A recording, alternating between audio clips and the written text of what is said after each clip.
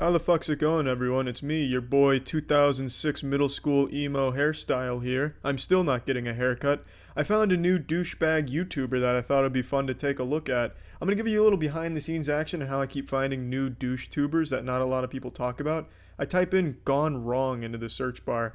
It's basically like a fucking complete compendium of douchebags on YouTube. You can find every single one of them there. It's like the old goddamn Yellow Pages, but on the YouTube site here. It's incredible what you can find by just typing in "gone wrong." An incredible plethora of douchebags to choose from. So today I chose Nate Garner. This is his beat up prank where his girlfriend pretends she was beaten up to prank him.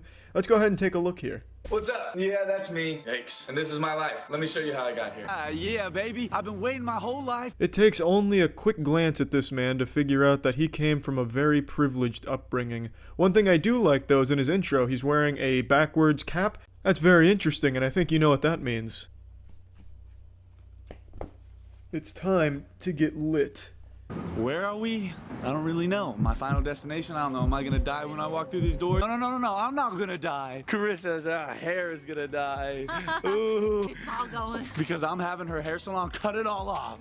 Yeah, it seems like a pretty weird thing to say for a vlog, to be honest with you. Hey, what's going on, gang? I'm at the salon. Am I gonna walk through those doors, get my throat slit, and someone gonna rip my spine out of my asshole? I mean, who knows? It's kind of a fucking morbid way to start this one off, don't you think, Nate?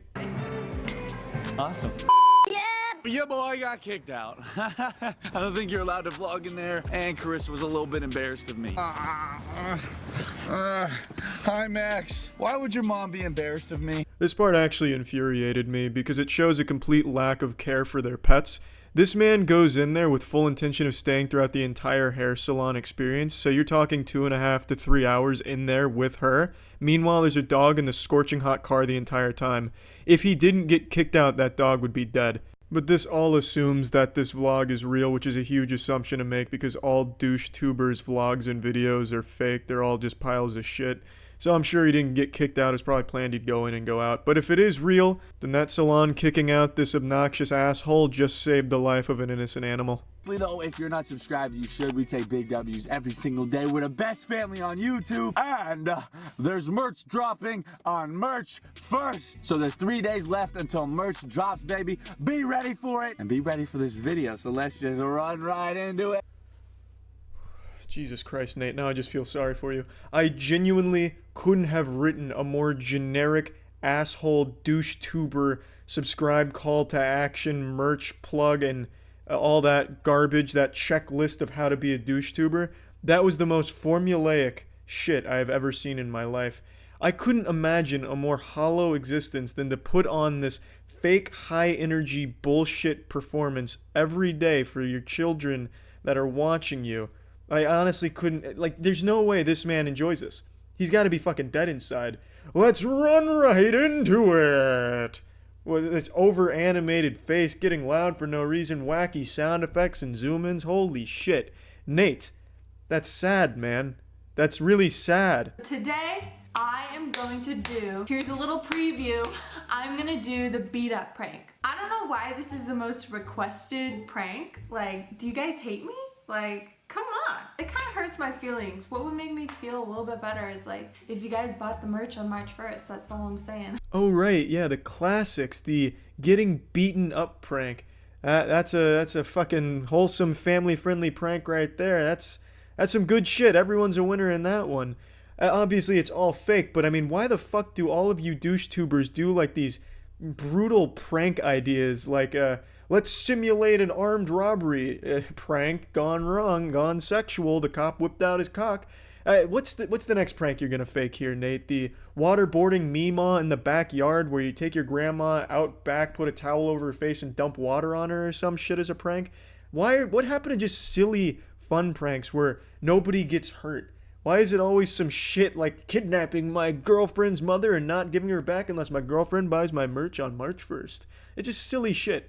Even conceptually, obviously it's all fake, but why is that the direction pranks go for you kind of weird fucking weirdos? I don't get it. Make some fucking entertaining pranks from a conceptual standpoint. I put that on. Yeah, this is awesome. And this makeup, you guys, it's so good. I'm so talented. This is gonna be awesome. Alright, I'm no James Charles, but I'm gonna critique your makeup here, Carissa. This doesn't look good. This doesn't look like you've been in a fight. This looks very fake. Now, I used to get black eyes all the time when I played sports. You don't get a black eye immediately after the impact on your eye. It's the result of the bruising, so the day after, maybe the next day, you'll get a black eye form as a result. Now, anyone who's ever been in a tussle or in a fight would immediately recognize that and know you're lying. Oh, you've been in a fight, huh, Carissa? Well, you wouldn't have a black eye if that were true. You're lying to me. We're breaking up. I don't want to see you again. Bang, into your relationship, Carissa, all because you did your makeup wrong. Now, I do think luck is on your side here, though, because your boyfriend looks like a giant pussy whose only conflict has ever been with his parents when they reduced his allowance from $5,000 a week to $2,000 a week because he was rude to the butlers and they wanted to teach him a lesson about discipline.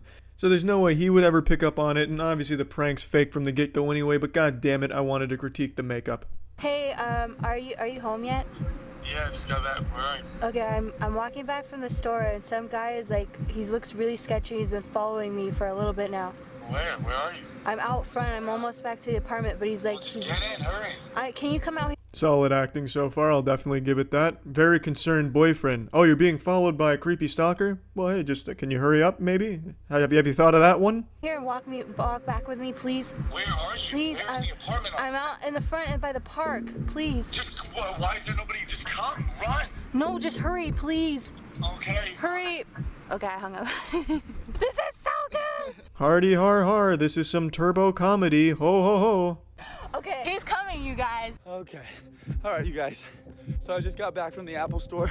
So Nate gets a call from his girlfriend about her being stalked by a potentially dangerous person begging for his help, and his first thought is to grab the camera and vlog it.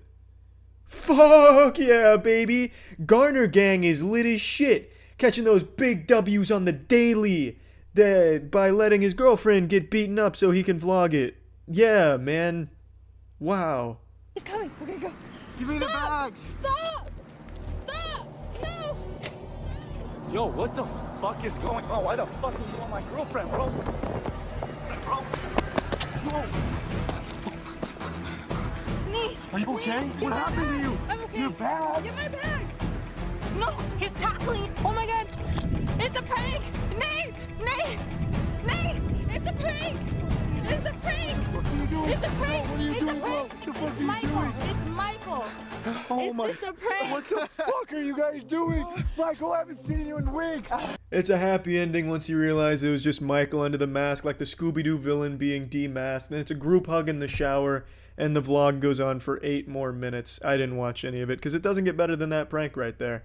Now, again, obviously all fake, but let's talk about this as if it were real, because that's a lot more fun, and it's a lot less disgusting to think that these adults came up with this fake prank shit and then acted it out, which they did, and played pretend. I think that's embarrassing, so let's talk about it as if it were 100% real. So Nate starts vlogging, knowing full well that his girlfriend just called, speculating that she may get robbed or beaten up. He shows up, surprised that his girlfriend is getting robbed and beaten up. So he keeps vlogging it and then being confused, like, well, how is this happening? I had no idea, as he's like looking at the camera vlogging it.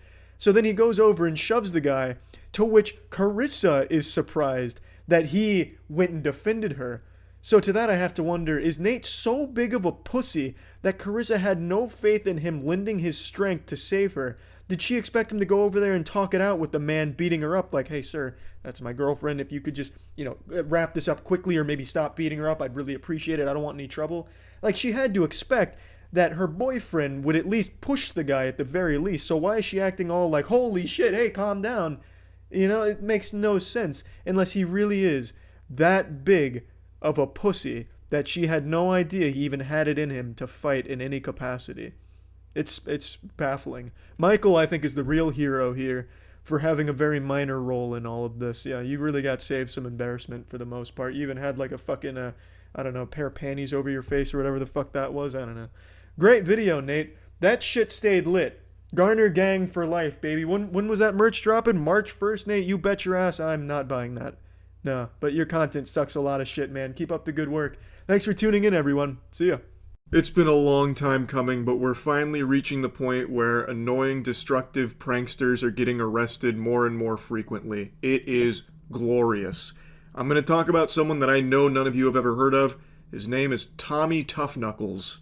That's actually what he calls himself. Something an 11-year-old would have named themselves on Xbox Live in 2004.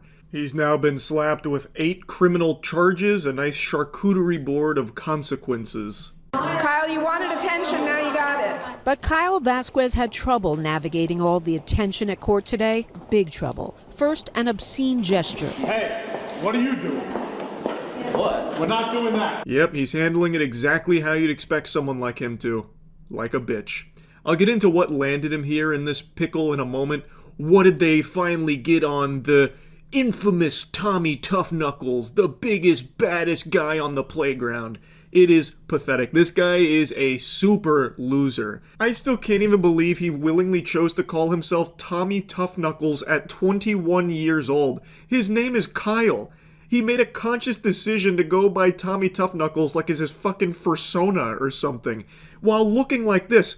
There's no way this goober has ever been in a scrappy situation. I highly doubt he's ever been in a fight. The only thing he's using those knuckles for is gripping his cock while sadly jerking himself to sleep at night. Now to the arrest in Suffolk County of a prankster clamoring for online fame. Yeah, 21-year-old Kyle Vasquez is accused of being behind a string of bizarre incidents in Center Reach and Selden that he allegedly recorded. I'm Tommy Tough Knuckles, and I'm the reason why these egg prices are so high. Police at a Chinese restaurant where police say he spilled the beans. The restaurant releasing this surveillance video to show what they were subjected to, all for likes on social media. This is his bread and butter content where he just goes to random restaurants and businesses and makes a mess for them to clean up as he leaves and celebrates. So pouring beans on himself, eggs, milk, that kind of thing. And that's it. That's his prank. We get a peek behind the curtain here and get to see his cameraman friend, and he's just as much of a fucking douchebag weirdo as his prankster buddy. He's wearing sunglasses at night inside while filming this.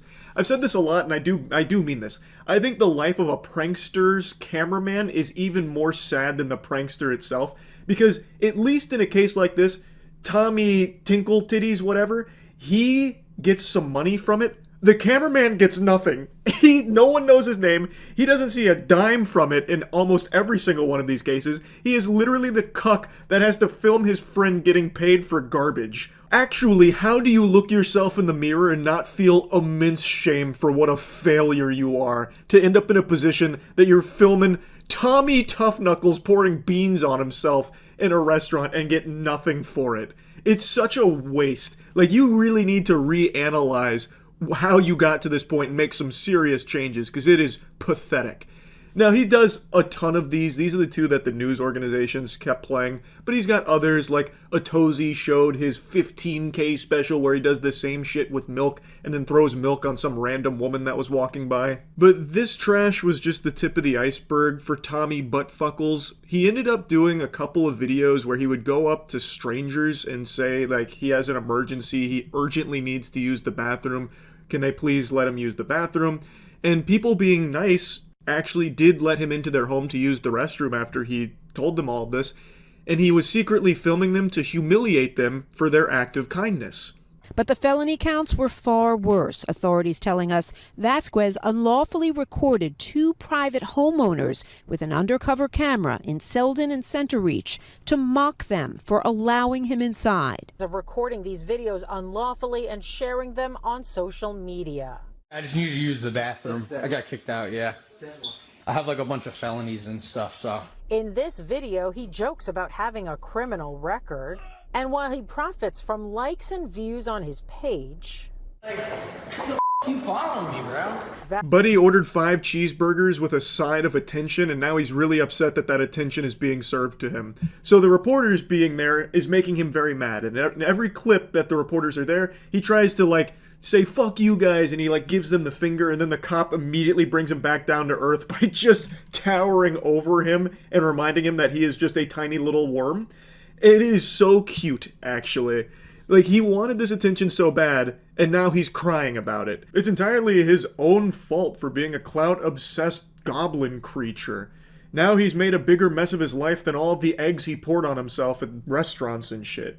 He did it to himself. To secretly record people being nice after you've told them like you're going through something bad and really need to use the restroom is crazy. The prank was to humiliate people for being kind to you. Hey everyone, make fun of these fucking idiots for believing my story. I could have been a murderer. Everyone make fun of these guys. Ha ha ha. Dummies. Tough Knuckles not so tough as he then bolted from us at the courthouse, free till his next court appearance, but shielded by friends who came here mostly to twerk. Holy Toledo, did you see that sprinting speed from Tommy Buttfuckles? All the makings of a varsity athlete right there. What was that, a 10-second 40-yard dash? Heavens to Betsy. Right into the open arms of his supportive group of pals there. That look like you can smell them from across the room, these fucking dweebs. Busting out the gritty, ironically. Oh, God. Like, surrounding yourself with just yes-men enablers that are encouraging this behavior is just unhinged, man. I just don't understand why nobody in the meatball sub-brigade over here could have sat Kyle down and told him to stop, that it's a terrible idea and it's a really piece of shit thing to do. All of his content, by the way, is just harassing normal people and businesses and employees. Like, another prank that he loves to do is the friend stuck in the stall prank, where he would go up to workers at businesses and say that one of his friends is having an emergency in the bathroom and he's stuck. Can you go free him? So they would go in to try and free them. But it turns out no one was stuck in the bathroom. It was all there to make the employee look stupid. There was no one stuck in the bathroom. There was a friend in the other stall saying, "What are you doing? This is crazy. I'm going to sue you. Why are you coming in on the bathroom while I'm doing my business?" That kind of thing.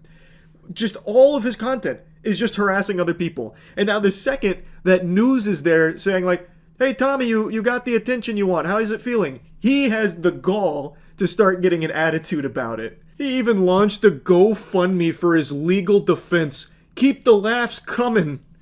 Kyle, the only laugh you've ever delivered is getting arrested. The laughs are coming because you've been arrested. No one wants to see that stop, man. This is the only good thing that you have ever done, is get fucking arrested. Like, that is the only time you've made anybody laugh, Kyle. Now, since his arrest, get this. These kind of pranks have stopped.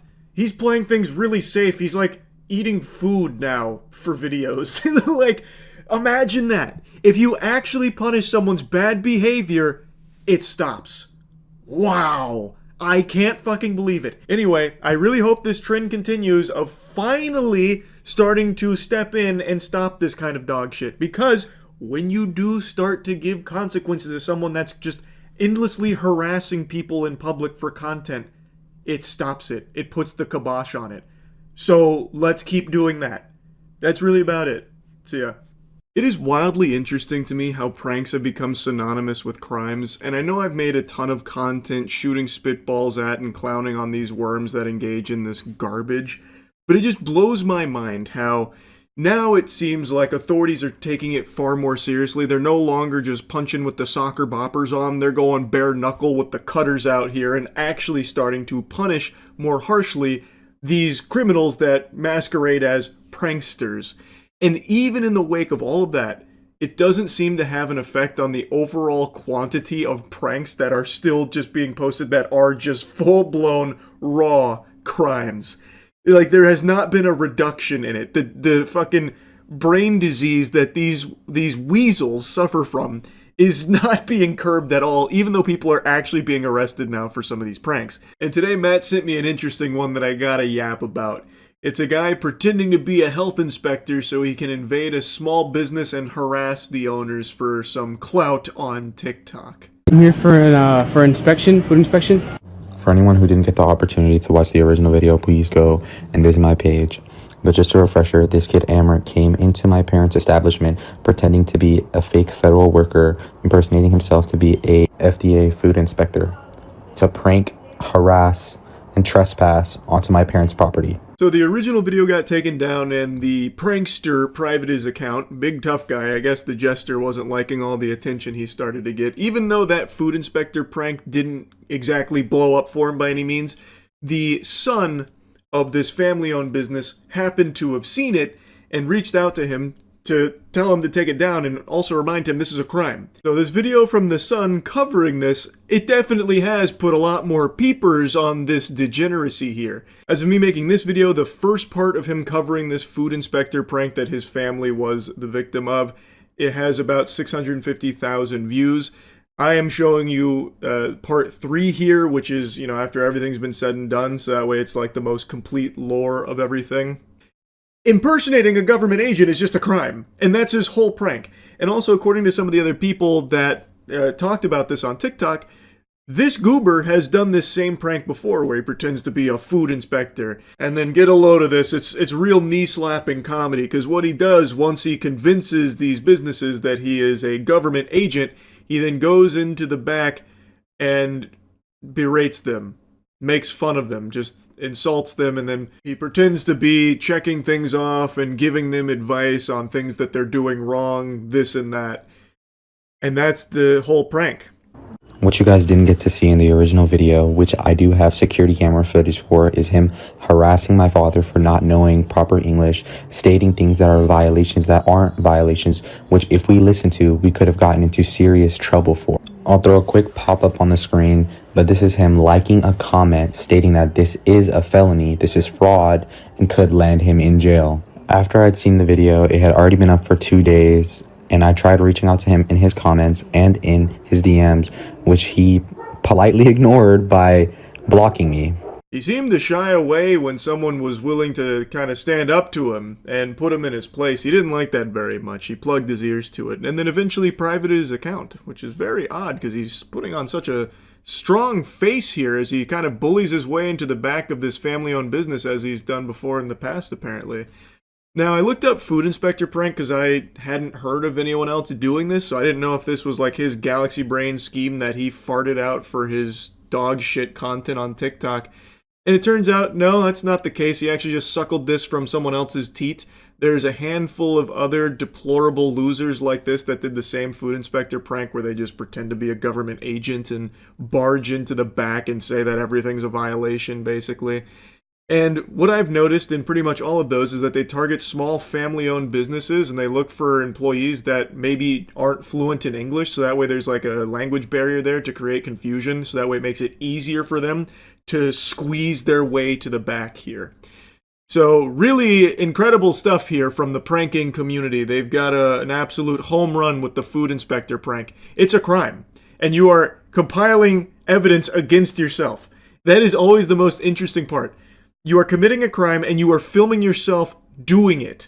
Like, there is no wiggle room for excuses or anything. Now, before showing you the rest of the footage, I want to show you something to cleanse your palate a little bit. Show you something exciting. Cheeky is partnering with the Vans Warped Tour, baby. That's right. Actual dream collab for me here, and to celebrate, we're giving away a bunch of VIP tickets. So if you want a chance to win, you can go to usecheeky.com/VIP. It's just an email you put there. That's it. You don't have to buy anything. We're doing this just because we're really excited to be partnered with the Vans Warped Tour. It is completely free. Don't panic. We're doing the email method here because that is just the easiest way to get in contact with the winners here over the next few weeks. So yeah, I'll fucking see you there. Cheeky at the Vans Warped Tour. You bet your sweet bippy. I'm so pumped.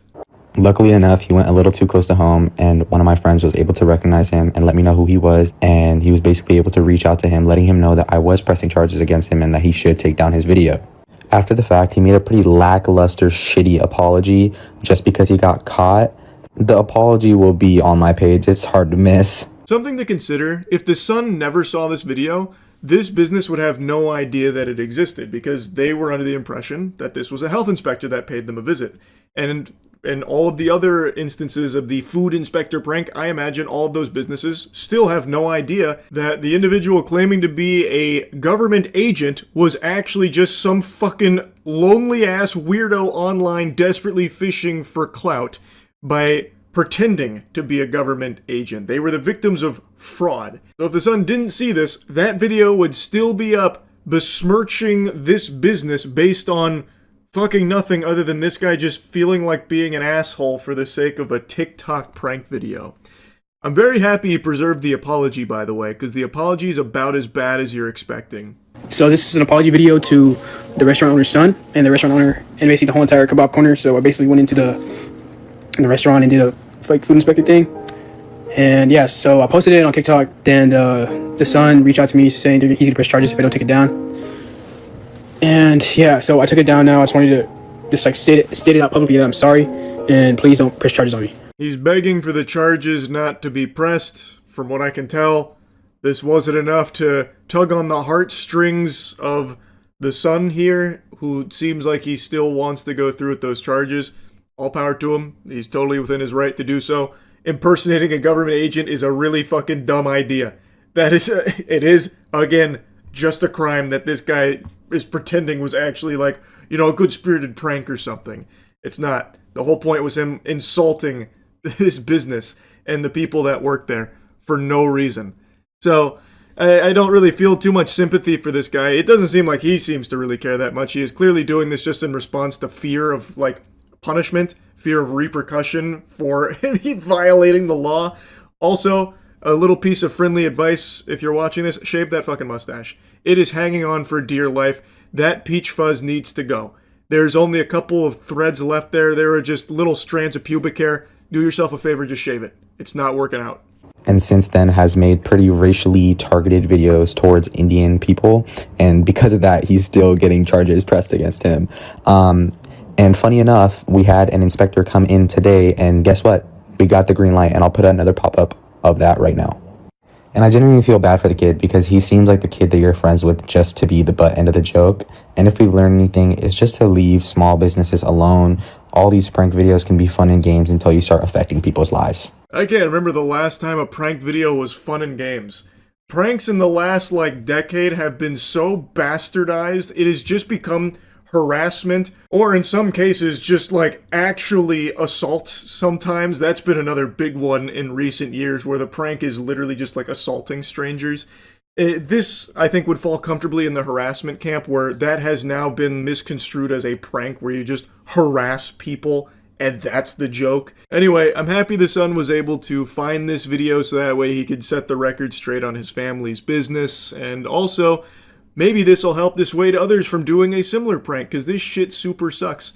Anyway, that's really about it. So yeah. A year ago, there was an insufferable loser by the name of Tanner who made headlines by getting himself shot performing one of his garbage pranks, just harassing a stranger in public at the mall. He quickly found out this was the wrong one here when the guy pulled out the stick and gave him a Five Nights at Freddy's jump scare, blasting him in the stomach. I covered the story as well as the subsequent acquittal of the shooter. They accepted his claim of self-defense because he was fearful with what Tanner was doing because the prank was so fucking degenerate. However, he still faced an unlawful discharge of a firearm charge. I'm not here to just dive into that case too much, but when this happened, for the first time in Tanner's life, he made people laugh. Everyone was giggling at this story about the dumb, imbecile, idiot YouTube prankster getting himself shot by harassing a stranger for these deplorable pranks that nobody likes. Pranksters like Tanner are more hated than cockroaches, so there weren't many people that were sympathetic to his situation, especially with his attitude after the fact as well. But most people hoped that Tanner would learn a valuable lesson from this near-death experience where he nearly traded in his life for a couple tiddlywinks of internet clout. And, well, I wanted to give you a little update on Tanner today, because it's actually a tragic story. You see, when Tanner was on the hospital bed, he made a solemn vow that put tears into the eyes of everyone across the globe when he raised his fist to lead a revolution and said, "This will not stop me. I will continue to do pranks and be a public nuisance to all of those around me. Mark my words." A beautiful speech that inspired nobody except the most brain-dead individuals on the planet who are still too busy huffing glue to even remember Tanner's name. And well, sports fans, I've got a sad ending to share with you. Tanner is still doing pranks to this day. In fact, the same pranks that got him shot in the first place. And he's doing it to the tune of 15,000 views of video.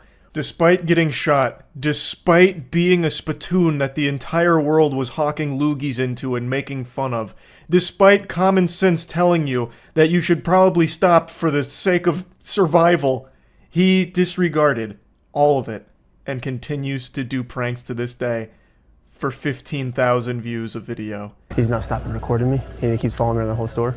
I mean, maybe he's... Yeah, I don't know. Are you famous or something? You don't realize? I don't even know, dude. Do we go ask him, if he's okay? I think he's probably, Okay. Tanner might not be famous, but his story certainly is, about the stupid YouTube prankster that got himself shot. A lot of people have heard of it now as a cautionary tale to being a douchebag growing up trying to do pranks for clout. But no one would ever recognize Tanner for that, obviously. But this is one of his more recent pranks, where he just goes up to workers at Walmart and says that his cameraman is following him around filming him, pretending he doesn't know who it is. And that's the whole thing. Nothing happens, like there's no jokes, there's nothing humorous. It's actually just idle dialogue that you would skip in a role-playing game. I think the most pathetic part isn't even him getting shot and continuing to still do this trash. What's the most pitiful aspect is that he's still so dog shit at it. Even the prank community that exists hate him because he is so boring and lame. Like, he is just bad at everything he does. He has no personality, he doesn't do any jokes, and his pranks are just like him wasting time. He just traps people in an inescapable dialogue tree of emptiness. It's just a void.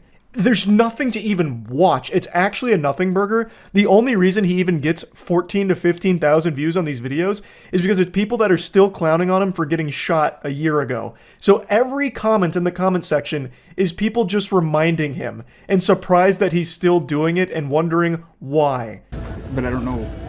It's kind of weird. I've never seen nothing like it. No, not at all. It's very strange. If you go up there, they should be up there. The acid protector. You guys mind walking me to them? I just get me a little bit nervous when he follows me. Oh, of course. Yeah, no. Hey, I'm gonna take his camera. No, we can't take his camera, unfortunately. Yeah, I don't like that. We're gonna tell you guys to just leave this one time. No, he keeps. I walk in here by myself, and he keeps following me with his camera. Yeah, I don't know who this guy is. I don't know. Okay, well. Oh, brother, this guy stinks. Nothing is happening. I don't even know what there is to watch. The fact that not only did they record this, but then post it blows my mind. It's just employees being nice, trying to be helpful. Like nothing, like there's nothing even like remotely entertaining there. Like if I miss a step going downstairs and I hurt myself, I'm more entertained by that pain than I am sitting here in this fucking purgatory that Tanner subjects people to with these videos. It's blowing my mind. Like, brother, just do something else. Christ, man, just throw in the towel on this whole prank career. Like, I'm surprised that he hasn't pivoted his content already to buying an Among Us potion off the dark web and drinking it at 3 a.m. or something. Really take YouTube back to its roots. Partner, this guy, do you know who this is? He's following you around the store, and he's recording you. This guy right here. He's been following you for a while. I was like, well, I gotta tell you. I have no idea. What is it? What is it? Takes me by surprise. You doing all right? Oh, I'm doing good. I just was letting this guy know that I'm being followed with a camera, and he's not letting up. Oh, this guy's following you? Yeah. Is something wrong with him, or? Yeah, actually, there is something wrong with him. He's suffering from a terminal case of attention-seeking, a never-ending pursuit of internet brownie points. God rest his soul. You know what's even sadder to think about? Is when he got shot, that was probably the highlight of his life because there were eyes on him, finally. Like, his views on his videos blew up after he got shot because people found the channel and they wanted to go insult him and leave comments about it. And I think Tanner probably viewed that as a really positive thing, so now he's constantly chasing that high. Like, that was his magnum opus. Getting shot in a mall performing his trash YouTube pranks. You are aware that it is a private business, correct? Listening to him? Yeah, oh, he doesn't say anything. He doesn't say anything. You know what's almost as sad as Tanner is his cameraman, who I'm pretty confident isn't being paid to do this and is risking going to jail for the sake of Tanner's pranks and Tanner's pursuit of glory. Oof. We're here at IKEA. I don't really know what we're gonna do. We're just freestyling. You know what I'm saying? They're gonna have to clear the area probably here in a bit. We have Drake coming through. He's gonna want to walk through and take a look at things. So we're gonna have to clear things up. Okay. I'm the personal security guard for Drake. No, you're not. He's actually right there. No, you're not. You can go ahead and go. Let's go. Come on, let's go. Where am I going? Out, right now. No, he's not supposed to talk because he's with Fox 5 News, and so his contract is, since he's getting hanging out with us, he has to. Yeah. Okay. I know that this is funny to you. Did you know Tanner calls himself a professional troll? And this is his trolling, saying Drake's coming through, and then just wasting workers' time. That's it. Also, everyone he interacts with treats him like a fucking dog, like snapping, telling him where to go because they recognize how dumb Tanner is. Like, he is a very moronic man, and they have to cater to that. They know that this is a prank, clearly. And Tanner breaks character by busting a gut when he says his cameraman can't talk. I don't even understand what there is to even smile about. It's nothing. Actually nothing. So they're getting served trespassing warnings, and it's literally just wasting people's time. Not only the workers, but anyone who unfortunately stumbled across the video. This goober got shot for degenerate pranks and still keeps doing it. That's a disease. You need help, Tanner. Holy shit. Anyway, I just wanted to give you a little update here. That's it. See ya. I don't like attempted murder. I said it. Go ahead, dry your tears. I'm not taking it back. I'm not going to censor myself. I don't care whose feathers get ruffled by that take. I don't like attempted murderers. And by extension, I don't like successful murderers either. But today I saw a video of some pranksters, I think. I don't even know. Just some downright losers who treated attempted murder as content.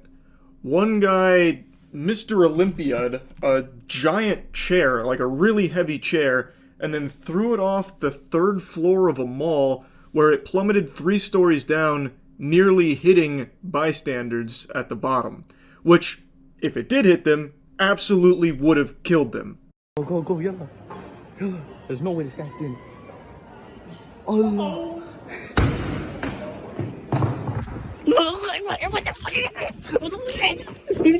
That sound that the cameraman makes is the exact sound Bart makes when Homer strangles him. That is just one of the worst sounds I've ever heard a human being make.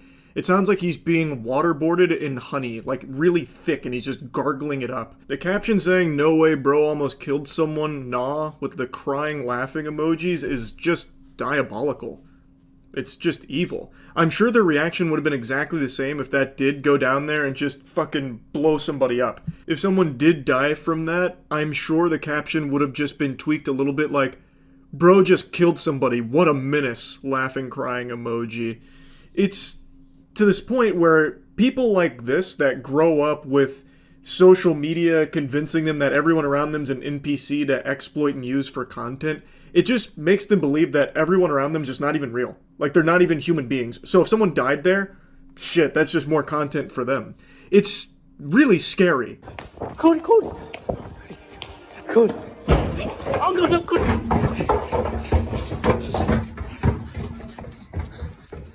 What the hell is this? Come on. No way I did that. That's where it stops. He is in disbelief he did that, nearly killing people for this stunt. It's not a stunt. He just grabbed a heavy object and threw it over the railing at the mall. What the fuck? This happened at Westfield Stratford, and from what I've read, police are investigating it. But I'm at the point where I just have no faith in authorities to ever actually punish people that do this shit harshly. Like, pranksters get to run rampant, like, just being a complete nuisance, hurting people, harassing people, in this case, nearly fucking killing people. And it's just to the point that I really think we need to be a lot harder on it, because that 100% should be attempted murder. Look at how close it was to hitting the people down below there. That's like dropping a fucking anvil out of a cartoon on somebody, but it's real life. That is just going to flatten them. If they survive, it would be a miracle, and they would 100% be suffering from permanent debilitating injuries, most likely some kind of paralysis. But the most likely outcome is they would have died if that hit them, and it was very close to hitting them. It immediately reminded me of those people that were throwing rocks over the interstate and ended up killing people from it. So I looked into it because I never remembered the aftermath. Well, in both cases where someone was murdered by the rock throwing over the interstate, they got off pretty easy. Like, there was a little bit of jail time, but everyone involved in those rock-throwing interstate murders, they're all free now. I think that sucks. Like, I understand they were kids doing that, but kids know how dangerous that is. Part of the game was causing damage to the vehicles. They just didn't expect someone to die from it. Like, they know how dangerous that is. So the excuse of, oh, they're kids, they don't know any better, just doesn't fly. Because they obviously know. That was like the whole point of the game, is causing damage and pain. Like, why is that not more harshly punished? And they attempted to try them as adults, but it got overturned. I'm not here to get into the nitty-gritty of those cases, but the point is, why are we not harder on shit like this? In this video, we just saw them nearly kill people, and they recognize that, and to them, it's just a big joke. People's lives don't mean anything to them. It's just a laughing matter to them. Like, it's not Looney Tunes. It's not like a piano falling on somebody's head in Looney Tunes where you see stars and you have piano key teeth. They almost just killed people. Like, I really hope that this investigation that they're conducting to find them results in a very serious sentencing. Big update as I was making this video. 15 minutes ago, this was published, stating that 2 teenagers have been arrested after a viral video showed a chair being launched from a 3rd-floor balcony at Stratford Westfield, narrowly missing shoppers on Saturday. Police said a 14-year-old and 16-year-old boy were arrested on suspicion of criminal damage after a heavy seat was thrown from the shopping center's 3rd floor. That's good they've been arrested, and now it's time to actually make an example out of this. You might remember a year or so ago, actually I don't remember how long it's been now, there was a prankster who was terrorizing the UK, breaking into houses, attacking people, jumping on people, threatening people, stealing people's dogs, and that prankster got arrested like 5 times, and every single time they just let him go. No slap on the wrist, no real consequences at all, and that prankster was well aware of it, even just openly mocking authorities for how light they were on everything he was doing. Eventually, they actually did give him, I think it was an 18-week prison sentence, and when he finished that, guess what? He stopped doing it. I just checked on him a moment ago, just going through his Instagram, and it seems like he has actually turned his life around, and he is trying to be better. He's just now celebrating his ability to drive a car, saying no more breaking into people's houses. So it looks like, and who would imagine, if you actually punish people for really shitty behavior like this, it helps not only everyone around them, but the person themselves. So in this case, I know they're kids, but they knew that this could kill people, and they didn't care. This should be treated with the severity that it warrants. It was risking innocent people's lives. So there is no benefit to just taking it easy on them because, oh, they didn't know any better. They did. They absolutely did. They even say that they did, recognizing that people could have died. So I think it stands to reason that this should be something they take very, very seriously. Not just a slap on a wrist. Not just a $200 fine because you hurt that chair and, well, there was a little damage to the floor. And don't do it again while shaking your finger at them. None of that shit. I really think this should be a time to make an example. Like, no more of this, we're going to crack down on it. Because, as has been shown, if you let them just keep getting away with doing shit like this that jeopardizes the safety of others, they're going to keep doing it because it's big on social media. By just letting pranksters fucking steamroll you and letting them just go hog wild, it's bad for everybody. I really think that Mizzy, that's the prankster I referenced earlier, is a great example for how, when you do actually finally give repercussions for this kind of shit, it's a beautiful deterrent that stops others from trying to emulate it, and it also helps that person to recognize how unacceptable it is, and they become better for it. So I know I've been yapping about this for a while, but it's just so fucking frustrating to see the dangerous kind of shit that continues to just escalate, it seems. So, they arrested them. Good. Now, don't just let it be a nothing burger. This needs to be a time to set an example that this kind of shit is not okay.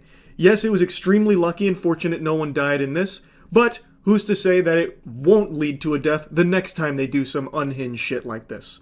So, yeah, that's really about it. See ya. How far would you go for TikTok views? Would you sell your soul? Slap your mother? Slap my mother? You better not. I'd come over there and bite your dick off. But what about going to jail for 3 years? Does that sound reasonable for TikTok views in exchange for that prison sentence? How bad do you want it? What's your limit? Would you throw away 3 years of your life just for a few TikTok likes? If your answer to that question is no, you're a pussy, you're a coward, and you will never make it as a viral TikTok superstar sensation like this guy and his friends. I'm kind of underselling the story. Not only did the main guy in this video get 3 years, but his 2 friends that helped him make it got 2 years in prison. So check this out.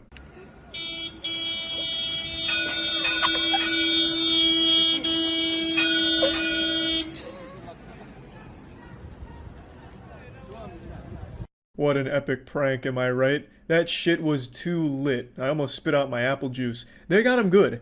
Those fucking idiots never even saw it coming. The stupid conductor of this train, multi-track drifting around, thinking he's gonna get his passengers to their destination on time. Nuh-uh. Not on this cool guy's watch. He busts out the desk, he pops in a cigarette to smoke. I mean, he's probably the coolest fucking guy I've ever seen in my life. He's got the desk out so that way he can have optimal angles to look at the Tinder profile pics of girls that don't meet his standards. He's definitely a kissless virgin by choice because no girl is worthy of his perfect lips because he's just the ultimate Adonis. So he's decided, let's smoke it up a little bit. The train, it doesn't matter. So he stops it, he says, hey, public transportation can suck on my fucking asshole. And that's exactly what they do. And now he'll be sucking on some buttholes in prison. This happened in Morocco. He was originally facing 5 to 10 years in jail, but that sentence was lightened to 3 years, and his 2 friends that helped him film this have 2 years in jail now. And I gotta say, it was worth it. This is the coolest video I've ever seen in my life. I'm sure all the other inmates are gonna be blown away by this dude's TikTok clout. They won't be able to get enough of his stories about this video going viral. Oh man, they're gonna love that. Now obviously the main douchebag here is extremely pathetic, but I think the saddest people in this video are the one filming and the one that give him the coffee cup. These 2 goofy goobers got 2 years in jail and got none of the internet points for it. They didn't even have their names associated with this. They were faceless nobodies who got roped into this guy's awful, dumb fucking TikTok video and are now going to jail for 2 years for it, with none of the minor celebrity status attached to it. They got nothing. They're going to jail because they couldn't tell their friend that the idea was fucking stupid. These 2 guys are absolutely your classic yes men, too afraid to say no to anything and then let you make the worst fucking decisions. You don't want friends like this that always say yes. But these guys go the extra mile and not only say yes, but encourage the awful decision and actively participate in it. Just out of pure desperation for just the tiniest bit of internet clout. They just want to latch on to the nipples of the pseudo-internet celebrity and get breastfed a little bit. Just suckle on the titties and just a little bit of internet clout, which they didn't get. But they did get a nice prison sentence for it. Now, not to sound like your grandpa complaining about loud music, but TikTok is truly poisoning the minds of some young people. Like, this shit is crazy. Everyone thinks they're the protagonist of their own anime. Everyone has this main character energy about them where they are the center of the universe. And this is just a perfect example of it. I couldn't be happier that this douchebag and his friends are actually going to prison for this. They're just attention-seeking public nuisances, an actual hemorrhoid to society. Not to go full Joker on you. But yeah, TikTok is absolutely poisoning some people on there. It's taking us backwards down the evolutionary ladder. 100 years from now, I probably have to rediscover fire and relearn basic language, because all humans will know is stupid fucking TikTok dances and shit like that. But maybe it's bigger than that. Maybe TikTok is like this intergalactic plague. It's the reason we haven't been visited by aliens. It truly is like the great filter. So when a civilization becomes technologically advanced enough to reach like tier 1 or tier 2, all roads lead to TikTok, so then they create TikTok, which bumps their civilization back down to the fucking Stone Ages, so they can never visit us or expand past their planet, you know what I mean? It's like the Flood from Halo, this parasite that feeds off us and keeps us stupid.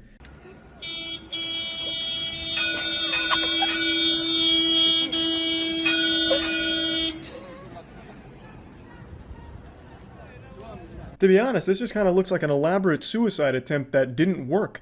Like the thought process here, I'm gonna sit in front of a train and hope that it stops in time. Like the amount of faith you have to have in a complete stranger there is mind-boggling, hoping that the conductor's paying enough attention to stop in time before he just fucking flattens you and sends you to the afterlife, fucking banishing you to the shadow realm. Like it's crazy. And since everything becomes a trend on TikTok, and this was a very popular video, I'm shocked it didn't become a trend. I thought for sure this would be like the hashtag stop a train trend, where you like go on the tracks and you throw your ass in a circle, clapping your cheeks to some pop song and hope that the train stops, and then people just getting blasted by trains. going all over the news. I'm actually surprised that didn't happen. Now, granted, this train isn't exactly like Thomas the Tank Engine gone wild. It seems to be moving at a slower pace than most trains I see, but it is still an extremely dangerous stunt and an extremely annoying one. Everyone on that train is now late to their shit just so you could have your 10-second TikTok video. So yeah, I definitely think the punishment fits the crime here. 3 years sounds reasonable. 2 years for his friends. I'm glad all the douchebags got thrown into the slammer. Huge round of applause to that decision made over there. And yeah, that's about it. So yeah. Merry Christmas! Tomorrow's the big day. I heard Santa Claus got a BBL this year, so I hope you've got the XL chimney so he can squeeze those playful butt cheeks down there and deliver his special presents for you that you've been asking for. And I even heard from a reliable little helper of his that if you leave goof juice out instead of milk and cookies, old St. Nicholas will be extra happy and might leave you bonus presents. And what if I told you that jolly old son of a bitch done paid me a visit a little early before Christmas with a gift that just can't help but put a smile on my face? A douchebag prankster just got arrested and is facing a Class 6 felony. This is the gift we've all been asking for. 'Tis the season, and they always say it's better to give than to receive. And this one brain-dead idiot fucking turbo moron prankster decided to give random people in a Walmart grocery aisle poison.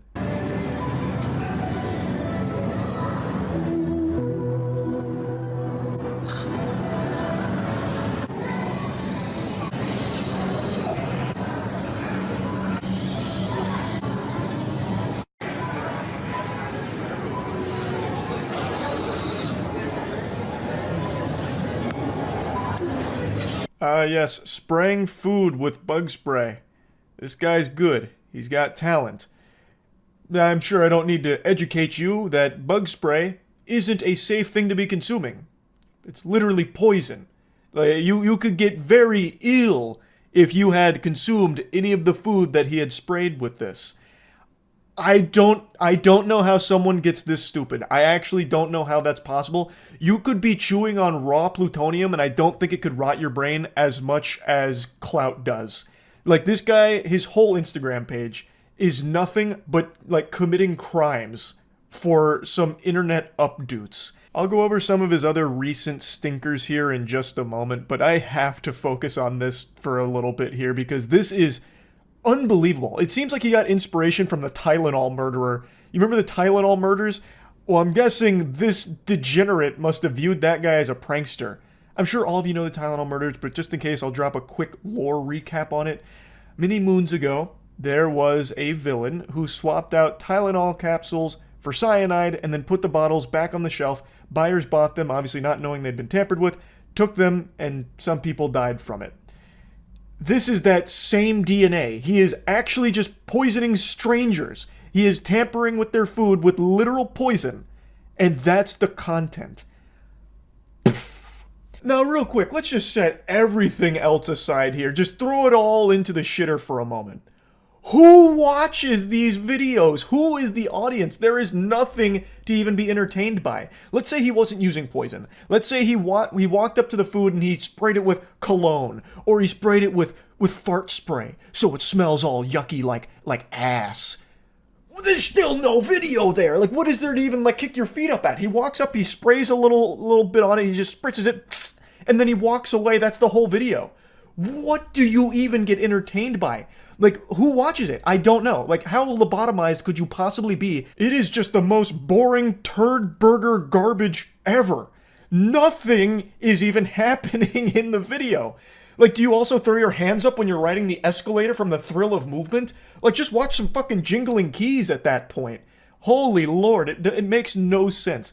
So even if he wasn't using poison, if he was just using anything else, it would still just be a trash video and a terrible prank. I don't understand who even watches this. Like, I can almost wrap my noodle around kids being entertained by douchebags harassing people in public because they'd look at that and be like, whoa, he's bad. He's being so naughty, holy shit. But this and this guy's whole page, which has hundreds of thousands of followers, is just another level of incomprehensible, embarrassing hoopla. Like, It's painful. If you tried to train AI on this guy's pranks, the AI would probably kill itself because it wouldn't want to subject itself to more torture and being trained on these kind of pranks. Anyway though, Goofball's being charged with 3 different crimes, a Class 6 felony, introducing poison, and 2 misdemeanors, criminal damage and endangerment.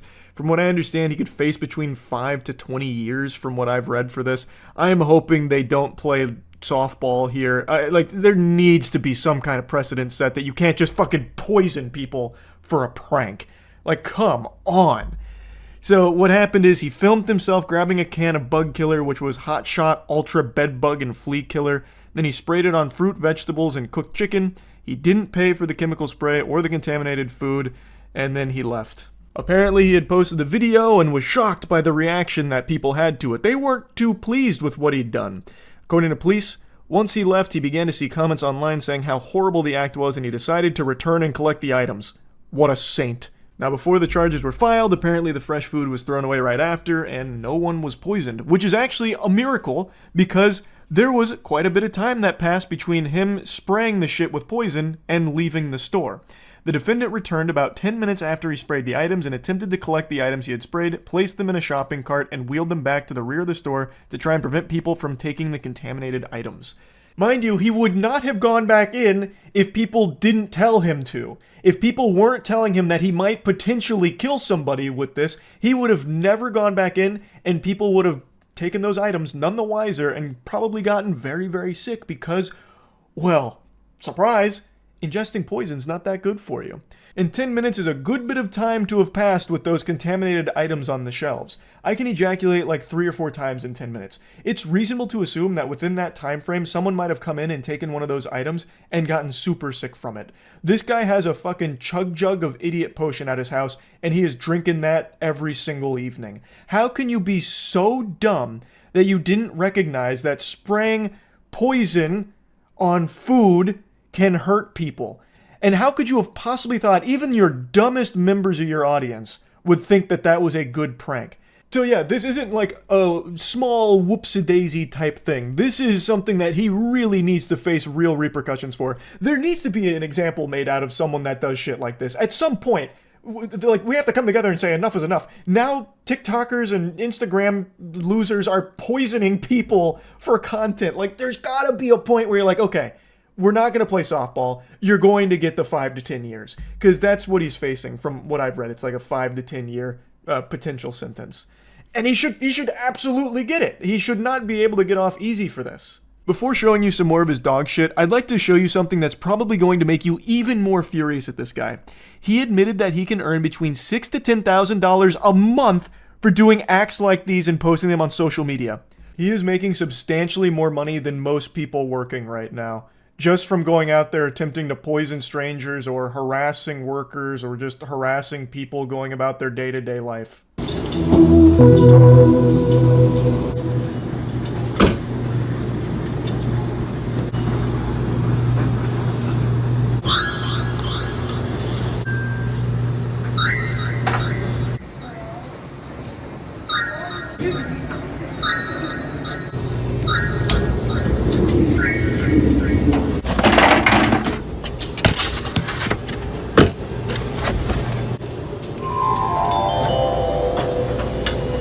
I only learned about this douchebag from him being arrested, but even still, I actually gave him the benefit of the doubt on a few of these that they might be fake. But they're not. In this case, I thought what might have happened here is he filmed this random stranger putting his laundry in the washing machine, and then when he put the bacon and eggs into the clothes during the cycle, he actually didn't put it into that guy, the stranger's clothes, he put it into like his own clothes at one of a different washing machine. Which would still ruin the washing machine too, like that still would be destructive, but wouldn't be nearly as bad as just ruining this man's night, ruining his clothes at the laundromat. But what an imbecile I was for thinking that this guy might not be a gigantic asshole all of the time. His whole purpose is just making strangers' lives miserable for his content. He actually did just completely fuck this guy in the face, ruining his laundry, and you can confirm this because the guy comes in and puts his clothes in washing machine number 19, engages the cycle, and walks away. Then this douchebag comes over with the bacon and eggs, throws it into washing machine number 19, and re-engages the cycle. And you can see it right at the end that, yep, it's number 19 that he came in and just completely ruined.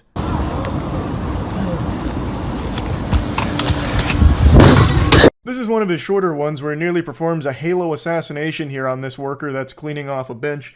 So he jumps on him from the top turnbuckle here while he is cleaning and could have easily have broken this guy's arm. He was cleaning the table and then jumps on the area where he is still actively cleaning. If he had stretched his hand out even an inch further, he would have had his hand broken, finger broken, or arm broken.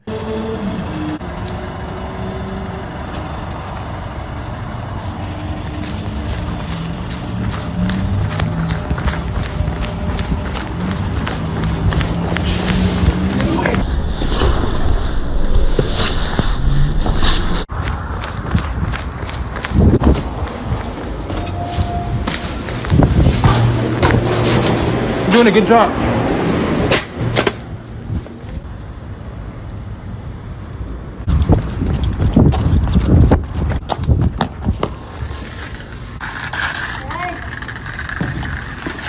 This is his bread and butter content. This is his favorite thing in the world. He loves fucking with fast food workers. He doesn't even treat them like human beings. He treats them as less than NPCs. The way he treats fast food workers is worse than how people treat civilians in Skyrim. This guy has so many videos jumping the counter, harassing the workers. He is at his happiest when fast food workers are at their most miserable because of him. Oh, it's his favorite thing in the world. He loves it. In fact, he needs it, really. Like a plant needs the sun.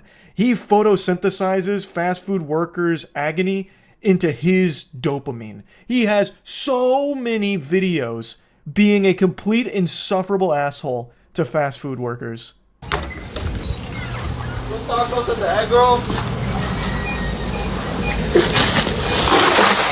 Hey!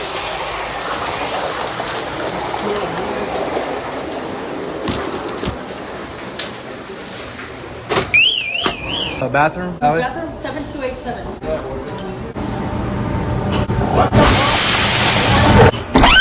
What can I get for you? On a burrito? I got you. This guy super sucks. You get the idea. I don't need to keep showing you a montage of his degeneracy. I'm just hoping, with fingers crossed, he gets the book thrown at him, because he should. His most recent prank would literally have injured a lot of people in a big way. I don't know if it would have necessarily killed them, depending on the amount he sprayed, I guess, but it would have been very detrimental to the health of people that consumed his poisoned products that he made for his Instagram content. It's so trash, and he deserves to go to jail for a long time because of it. Also, this loser apparently describes himself as a supervillain, so he's really proud of what he does. Could there be anything more corny than to call yourself a supervillain? What a loser! What an absolute fucking dweeb! So yeah, I really wanted to talk about this a little bit. That's about it. So yeah. I want to quickly address something that I've been ignoring the last few days. The reason I've been wearing so many black t-shirts is because my white t-shirts were being washed and I forgot that they were still in the hamper in the laundry room, so I've just been grabbing black t-shirts after my showers. That's it. There's no deeper meaning to it. Now anyway, I want to share with you a video that is probably one of the most embarrassing things I've seen someone post on their own accord. This is a video that you couldn't torture me enough to release. This is something that I would try to bury. I would spend every dollar I've ever earned in order to erase this video from the fucking internet because it is so unbelievably cringe. This is something that I would take to my grave, and even after I'm dead, would still have blushing cheeks and feel shame for having ever filmed. And this is something that they freely posted on their own. It's a group of kids that are harassing McDonald's employees. Walk into the back of McDonald's again!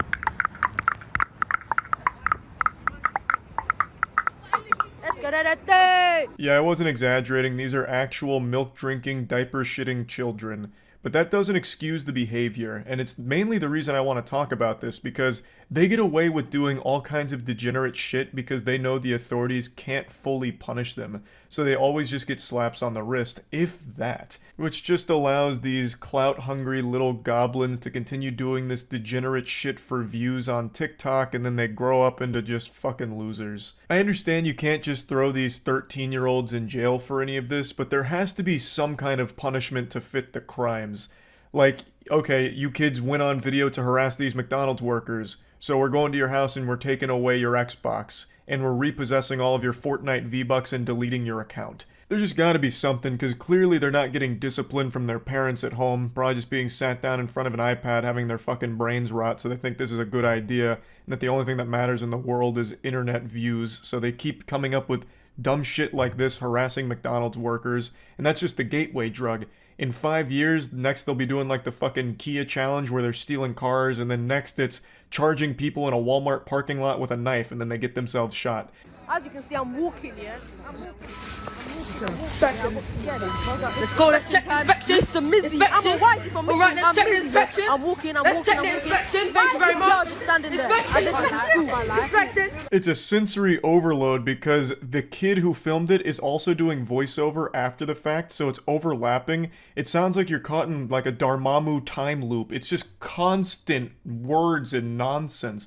It sounds like when you're playing Chivalry 2 and people are just spamming voice lines all over the place.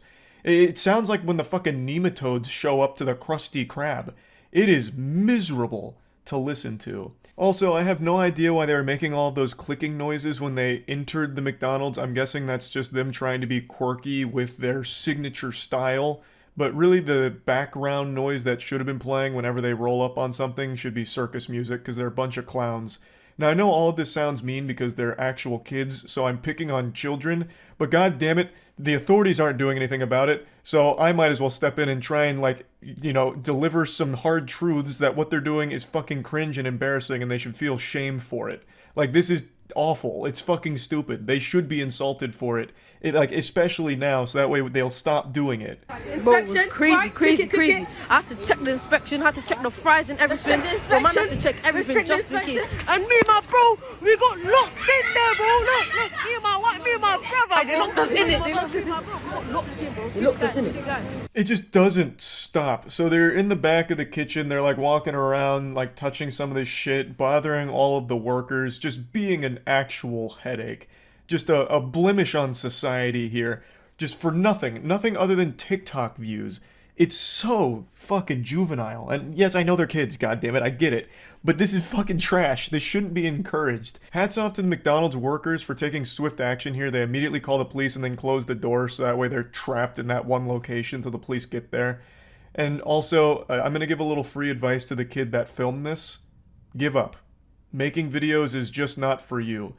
Like, the whole idea behind this with walking to the back of the kitchen is garbage in the first place, but also you clearly have no fucking clue what you're doing. You're doing voiceover while all of the other words are being spoken, so it's just pure commotion and pandemonium.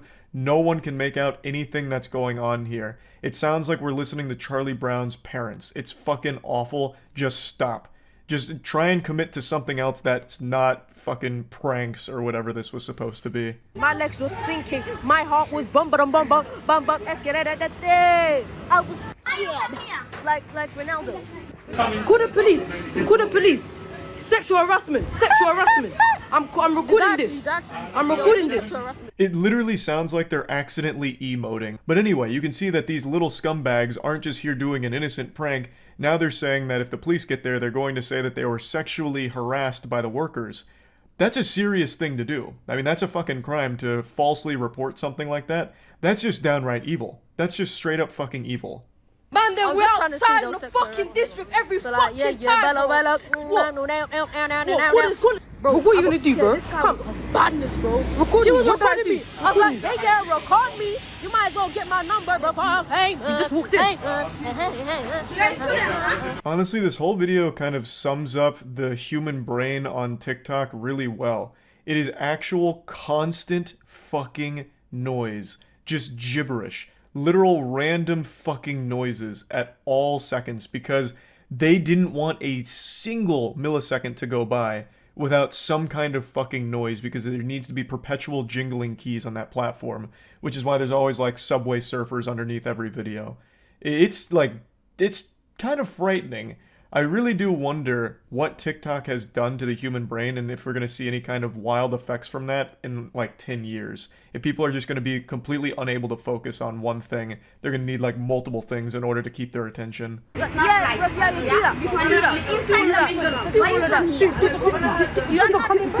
not out. Let me get out. Why you coming? Boss, can I go out? Why you coming? No, because someone. Boss, can I come out? Can I come out? It just doesn't fucking stop. It sounds like listening to a team of Pikmin trying to lift something heavy. Now, I know that I kind of insinuated that I view a lot of these things like a failure of parenting, and that's not always the case, and I recognize that. It's kind of wrong of me to assume that kids like this are the product of bad or neglectful parents. Sometimes there are just people that are too far gone, like kids that get too deep into this obsession with internet brownie points, the updates, the likes on TikTok, and no amount of good parenting can kind of curb that. It's just a lesson that the kids have to learn themselves when they realize that all of that effort was wasted and that they've just turned into a fucking loser from chasing it. Tell him again, bro. What? I ain't scared. You ain't scared. Pussy yours, bro. Come fight me, bro. I don't know. Open the door. Boss, you gonna let us go or you just gonna stay here? Because I'm gonna tell the police that you strangled me because you strangled my neck. I have video footage of you strangling my neck. It's the teenagers. Yeah, you never strangled my neck. But I just said like you strangled my 16. neck so you could like get me out. Another one of those false claims that could ruin a person's life if they tried that. So now, not only were they going to accuse them of sexual harassment, but also accuse this guy of strangling the kid's neck. And he even admits, like, yeah, that guy never did that, I was just going to say that. Which is fucking crazy. That's nuts. That is just evil. Like, full stop. That is just evil shit. My neck started to do the stanky last night. Stanky last night, and I'll break your leg. Break him! Oh, you meant that was a mother. We got freed. Bow! The feds came. Bow! Yeah, so you just get to walk out after the police get there. I really do think all of the workers handled this pretty well. They immediately called the authorities, kept them there until they got there. It's just a shame that all of that effort was moot, and the kids will likely just come back and do this again for more internet views since this kind of went viral for them. But yeah, I just wanted to talk about this because there's been like a real rise in kids doing stupid shit in public for the sake of internet views and at the expense of just normal workers. It's really frustrating shit, and it doesn't seem like it's going to stop anytime soon since the kids aren't getting punished for it, so why would they stop? They don't care about like the negative reception they get online. All they care about is the big number they see next to their views. Nowadays it feels like kids are almost incentivized to be the biggest douchebag possible as early as possible so that way they can start farming views because outrage is the quickest way to like relevancy on TikTok and that TikTok fame that they even mention in this video. Like, they are clearly aware that by being an asshole in public, they're going to get some attention from it. So it's almost like incentivized, and there's just got to be some way to curb that. But yeah, anyway, just wanted to kind of talk about this a little bit. That's about it. See ya. I don't like most pranksters. I'll give you a moment to recover from the shock of me saying that out loud. I know some of you have speculated that for a long time, but I'm just going to hit you with the truth point blank. I am not a fan of most modern pranksters. Whew, it feels good to get that off my chest finally. It's a weight off my shoulders. Today I want to make fun of some douchebags that pull pranks in Walmart. Because Walmart has become a hotspot for the worst pranks ever by the biggest douchebags on the internet. TikTok has contaminated the minds of many young people into thinking that Walmart is only inhabited by NPCs that are there to be used for your awful TikTok videos, so this has only been growing in popularity, and only getting more and more insufferable to watch. Shopping like us. What do you mean, what are we trying to do? We're shopping. We just do it differently. So the quirky prank starts out here as shopping carts stacked on top of each other and throwing them into the top one. I don't know what's supposed to be entertaining about that. Maybe for like a 6-year-old to clap it like, whoa, look how high that is. Whoa, that's not usually how you shop at Walmart. Whoa. It's not even like a prank or a joke. It's just so lame. It's so unbelievably lame. The cart's down, or I will call the cops and they can come and ask you. You thinking what I'm thinking? This is discrimination against vegans. That's kind of what I was thinking. That's okay, guys. Who are you? Snitch. Yeah, I'm a snitch. Well, I'm security. You're fired. I'm allowed now to say you guys are fucking idiots. Ordinarily, I'd agree with the guy saying that they're fucking idiots, but unfortunately, they're just insufferable assholes playing to the TikTok algorithm that is perpetually feeding terminally online children this kind of content for them to consume for 1 minute and then forget it ever existed. Because parents don't want to raise their kids anymore, just set them in front of the iPad, it's easier that way, and have the internet do it. So all they're doing is providing noise for these kids to be stimulated by for a short period of time. Their humor here is XD random shit, so they're trapped in like 2011, if it wasn't obvious from the main guy's haircut. He looks like he's still the lead singer of like a fucking experimental emo band from 2006. Goober looks like he's gonna pay you to be in the top 8 of your MySpace so that way he could promote his new Broken Side collab. But yeah, they're just going around being disruptive. They were asked nicely to just take it down because it's stupid. They refuse and then they get all aggressive about it, putting up a big stink. And again, their humor is XD random, so he's like, are you thinking what I'm thinking? It's discrimination against vegans. Haha, holds up spork, does the narwhal bacon at midnight. So fucking cringe. Oh yeah? You're a jerk. Fuck you! Can I grab the cookies? Let's go, I want... We need to make a game plan here. What's the game plan? Walk away. And we don't look back. We don't look back. They need to go back to Tumblr isolation ASAP. Like, good lord, don't let them out of the SCP containment facility. The cringe is unfucking bearable having them out in public. I just have a feeling Steve-O felt a pain in his ass as a hemorrhoid flared up having this guy wear his shirt while saying, can I grab the cookies on the way out? It's so awful. Like, there's no prank here. There's no entertainment here. It's just unbelievably fucking lame. So now they're just walking away from the cops. One of them's in an NPC shirt, so I'm guessing he's trying to lean into a character or something, which of course doesn't work at all. It's just trash. Let's slow motion. We fucked up big. God damn it. Shit. Alright, I'm back in my safe spot. Start walking to the car. That's where the hard part is. Now, is this it? Smells like it. Get in the fucking car. It Tastes is. like it? Sure does taste like it. Oh, man. Close the door, sir. No, shut the own damn door. Damn it. I can't believe we're not accepted. Sorry. It's so painfully annoying. The way he licks the car and goes, sure does taste like it. The only prayer we can have here is that he licked bird shit. Like, they just know they're not actually going to face any repercussions for this. So they just take the piss out of it in the worst way ever by pretending like it might not be their car, so they're knocking on it to check, licking it to check. Oh. It hurts. It just actually fucking hurts that content like that is popular on TikTok. Not that it's surprising. Like, of course it's not surprising. With the brain rot that's running rampant, it is anything but a shock. It just fucking sucks. But let me go ahead and show you a little bit more of a destructive Walmart prankster. What's up, guys? Today we're in Walmart.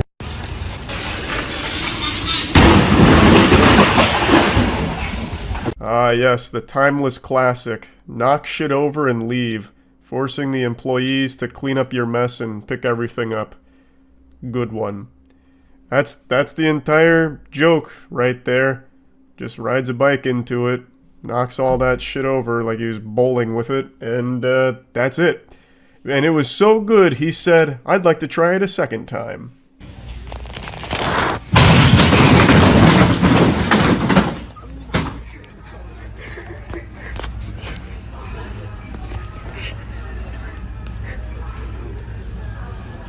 If there's any justice in the world, that would have played out like a Looney Tunes cartoon where each one of those containers was filled with bowling balls and anvils, so when he hits it, he just gave himself a severe concussion.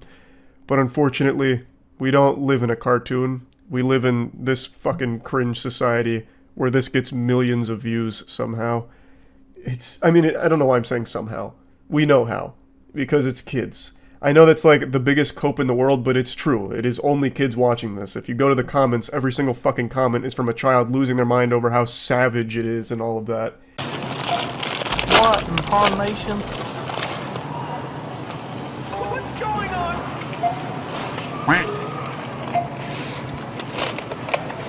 Just those 2 cookies. This one doesn't necessarily take place at a Walmart. This is just a little bonus here that I saw today. It's just this douchebag acting like a 4-year-old. That's the joke. So he takes 2 cookies out and says, just those 2, ring those up for me, please.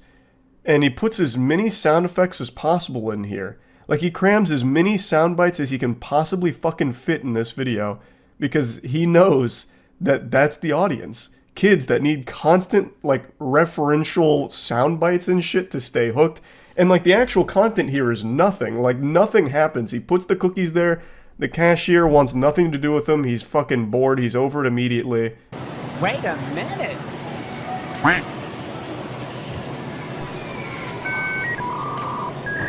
How much? I get paid enough for this. Wait, what are you doing? Are you calling someone? No, look, I took it out from the box right here. I got like 50 cents.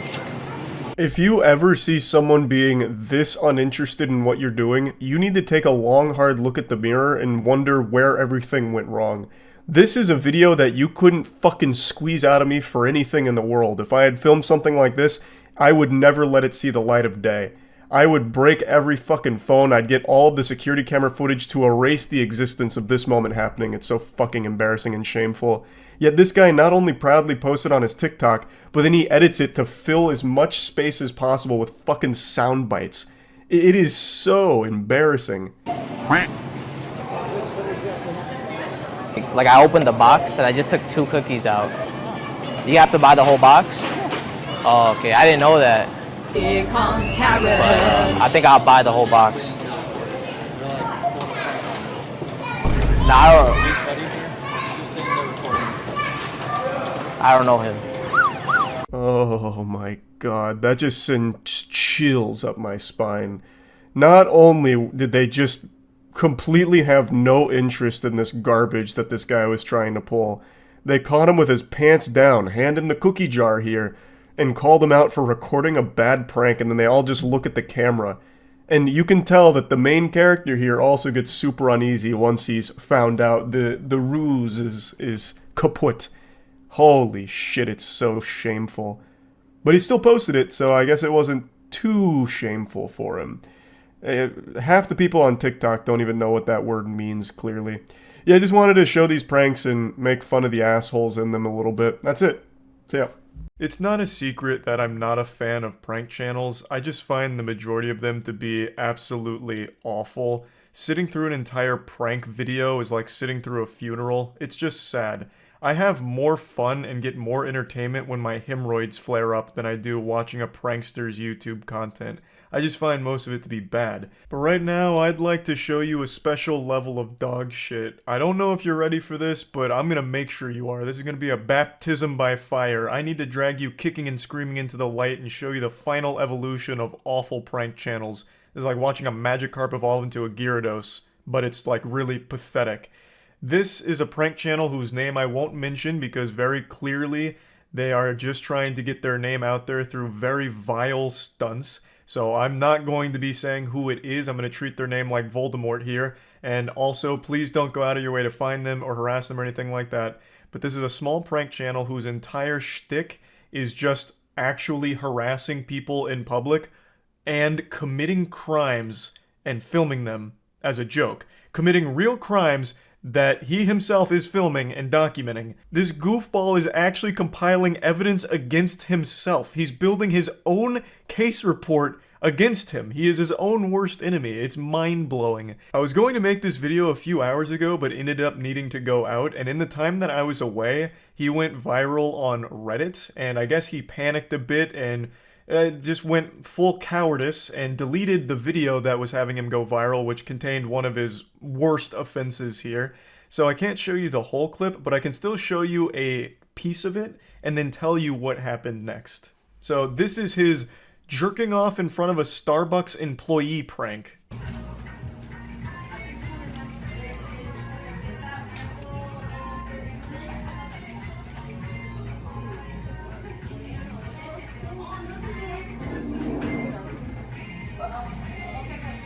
Yeah, this bold little maneuver right here would absolutely earn you a spot on the sex offenders registry. This isn't just a shitty prank, it's an actual crime. It's sexual harassment. You could even make a case that it's fucking sexual assault, I suppose. It's not a prank by any means, because whether or not he was truly jerking off there, the effect is still the same on the victim.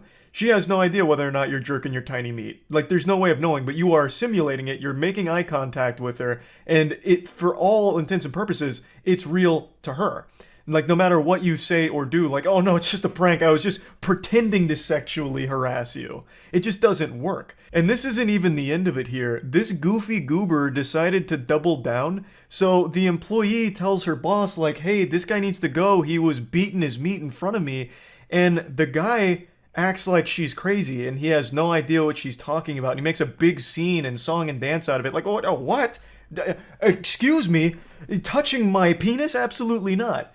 And just continues to go on and on about it. It's so fucking infuriating. It was making my blood boil watching him argue with her and her boss about this situation. It's just so fucked up, and it breaks my #1 golden rule. Like, if I had 10 commandments, all 10 of them would say this exact same thing. A cardinal sin that can never be forgiven.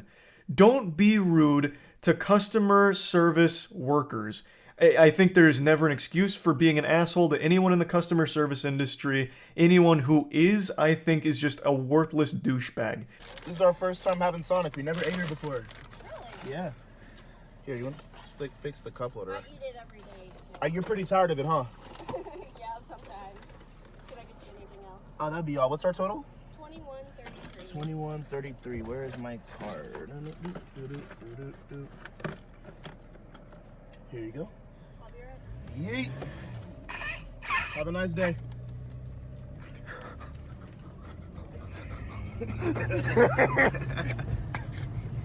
Easy. Damn, my adrenaline. That's funny. It's too easy. Oh yeah, that adrenaline rush must have been nuts. What an extreme moment here. Fucking epic prank. This guy probably damn near has a heart attack watching Paranormal Activity. What a crazy moment. You drove away without paying for a meal. I also can't help but laugh at him saying it was too easy. His smugness is so goddamn pitiful. Acting like he has just done something special, that it's a criminal mastermind scheme that only a genius with his skills would be able to pull off. Like, bro, what did you expect? Every Sonic's employee to be a trained assassin who's gonna beat the shit out of you or, like, fight you if they notice that you're about to step on the gas? What you did isn't something that requires extreme bravery and talent to pull off. You're just an insufferable asshole, just constantly making customer service employees' lives miserable and making their days more stressful for no reason other than the sake of having 3,000 views on YouTube, you absolute scumbag parasite. I have no doubt he and his friend were so proud of this maneuver here, patting themselves on the back and talking about it for hours, bragging. Not only are his pranks absolutely fucking awful and literally documenting crimes half the time, but he's also just a genuine weirdo too. Look at the way he interacts with some kids at Walmart. Hey, excuse me? Do you know where I can find the pussy at? Yeah, I can tell you don't get any pussy. What about you? Do you know where the pussy's at? Yes. Where can I find some pussy at? In the back. Okay. Going up to children and asking where's the pussy at? I don't even get what the prank here is. Like, what's the joke? Is the joke that you're a creep and weird with kids? Like, what's next? Are you then gonna start trying to lure kids with candy out of a Walmart to see how many you get into your van as a joke? Like, I don't understand, like, what this even is supposed to be. It's just weird. Hey, does anyone know where I can get some pussy at? I'm just trying to get some pussy, man. Ooh, nice bike. I like this bike, I want it.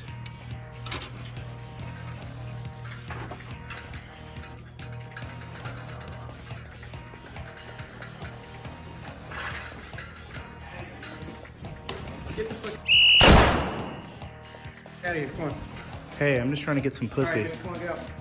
He's really exhausting the where's the pussy at segment here, but I mean, it's hilarious every time, I suppose. So now he's in the back of Walmart asking where's the pussy at, and then decides to try and steal a bike.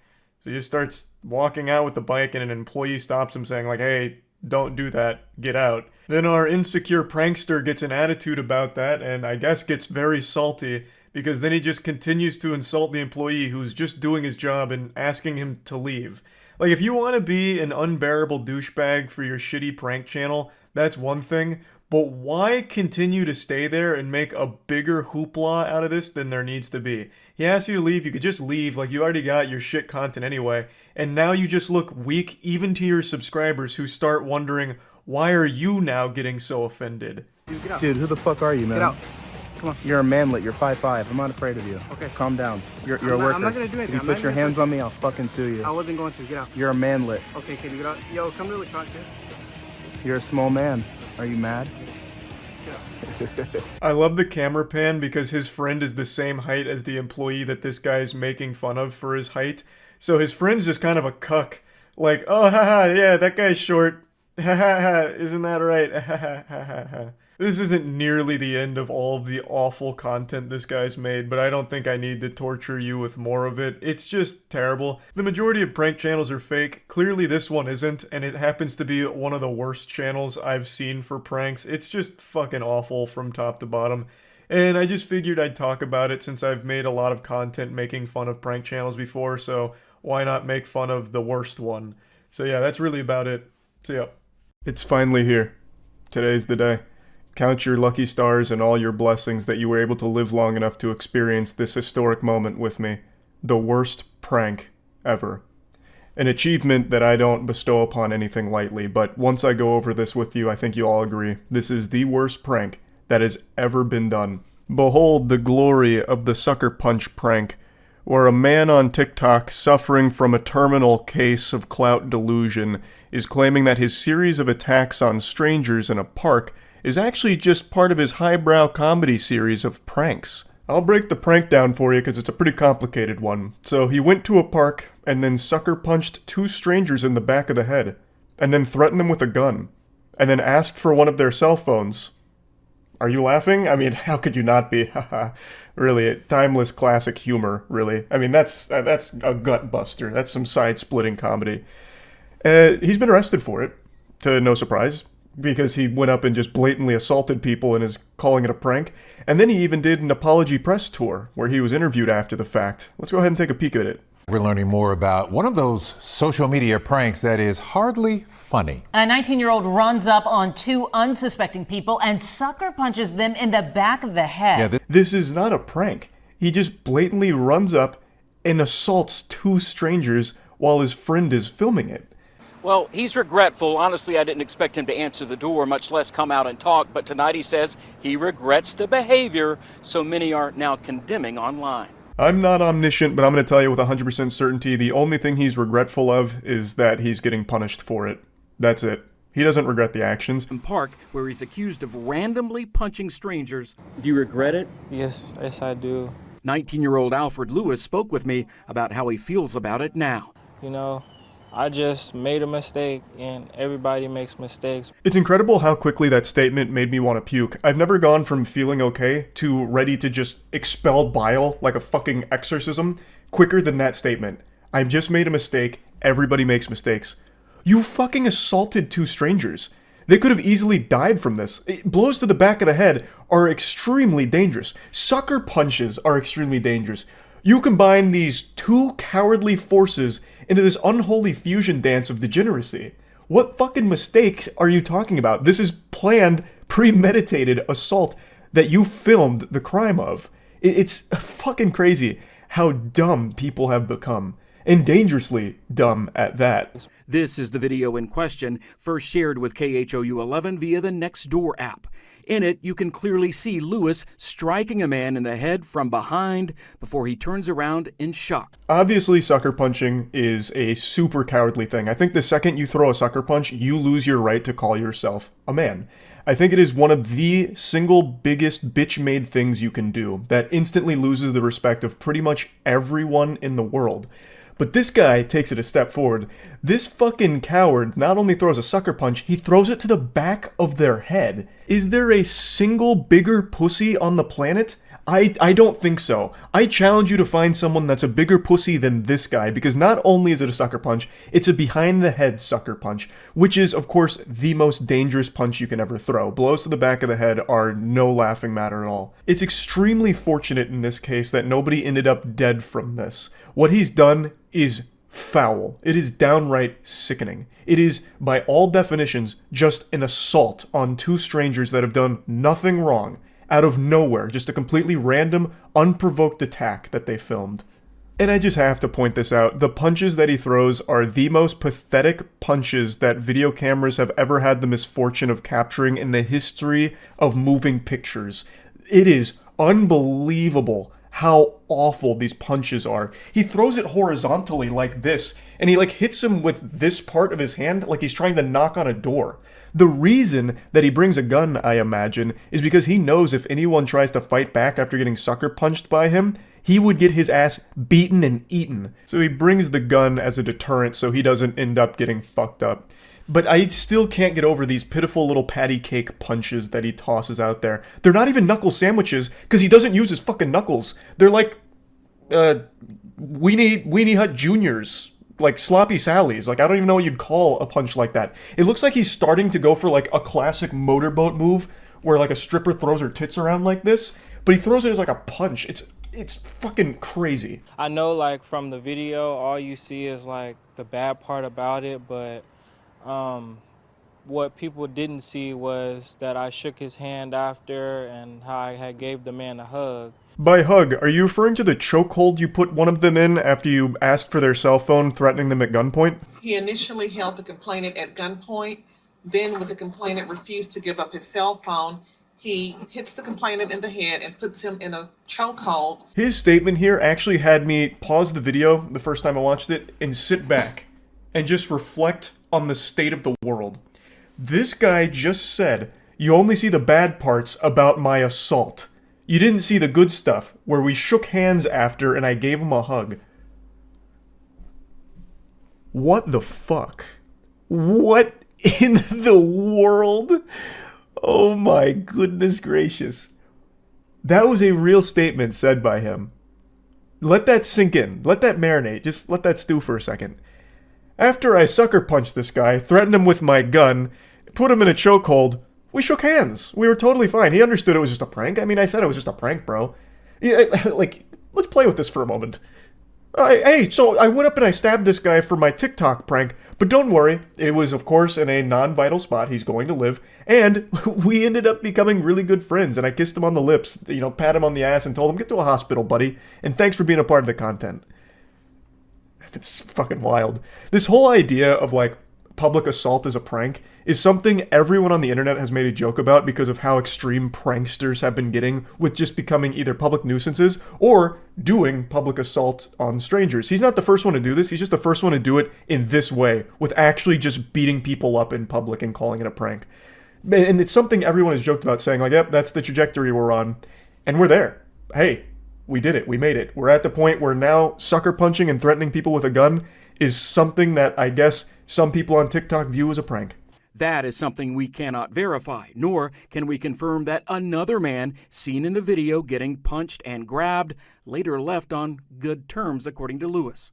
I really didn't expect for it to just go so left, you know? I mean, honestly, who could have seen this coming? I don't think there's anyone out there that could have predicted this outcome.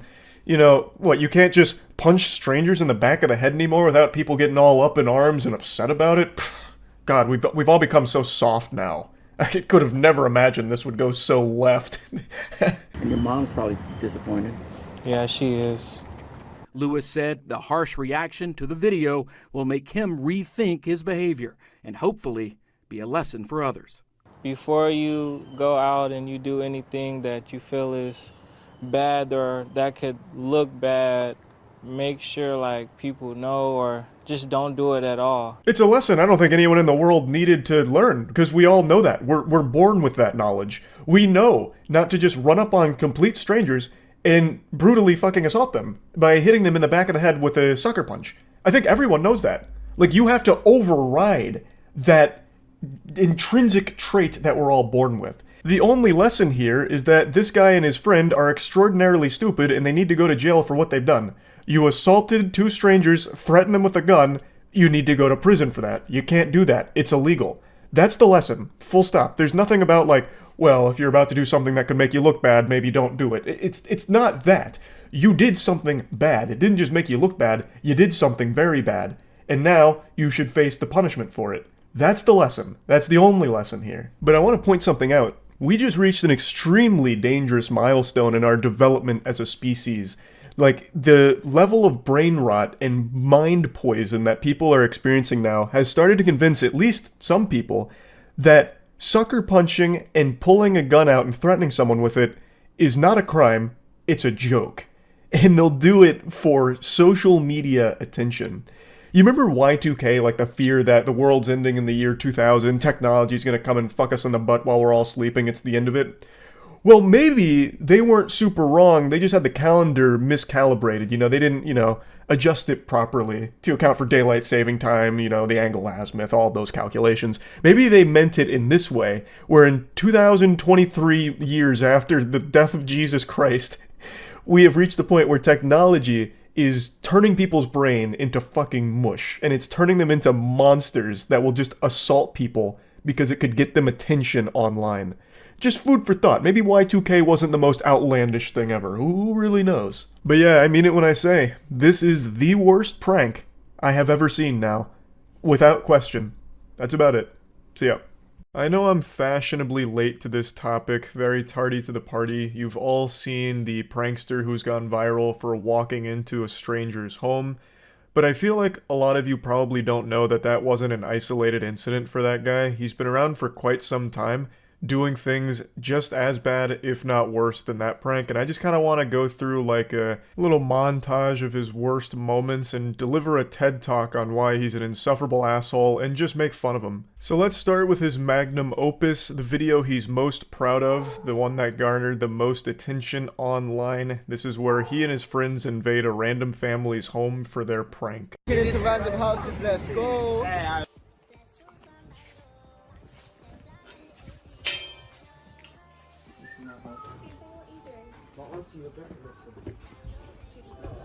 James? Come to the front door right now, please. James? James? Hi. You man, come. Hello, James. We need to speak to James. James? Hi. So these dweebs just barge into a random family's home, like when the nematodes charge the Krusty Krab, but they're not looking for food, they're looking for clout. It's an epic joke, just going into a complete stranger's house and scaring the wife and the father while the kids are also home. James. Is this where the study group is? No. No. What door number is this? No. Study group.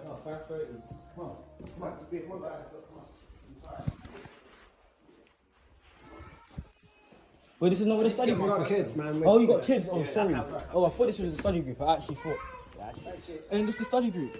God, the smugness when he puts his legs up on their table had me fuming.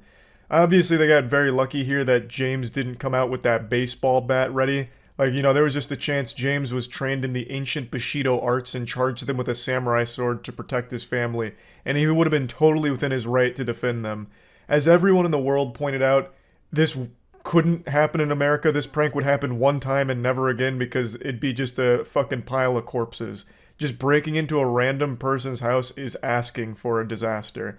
It's the stupidest prank I think I've ever seen try and become a trend. And make no mistake, this wasn't a one-off thing. They've actually done this a couple times. I'll show you one of their other home invasion pranks. Into random houses.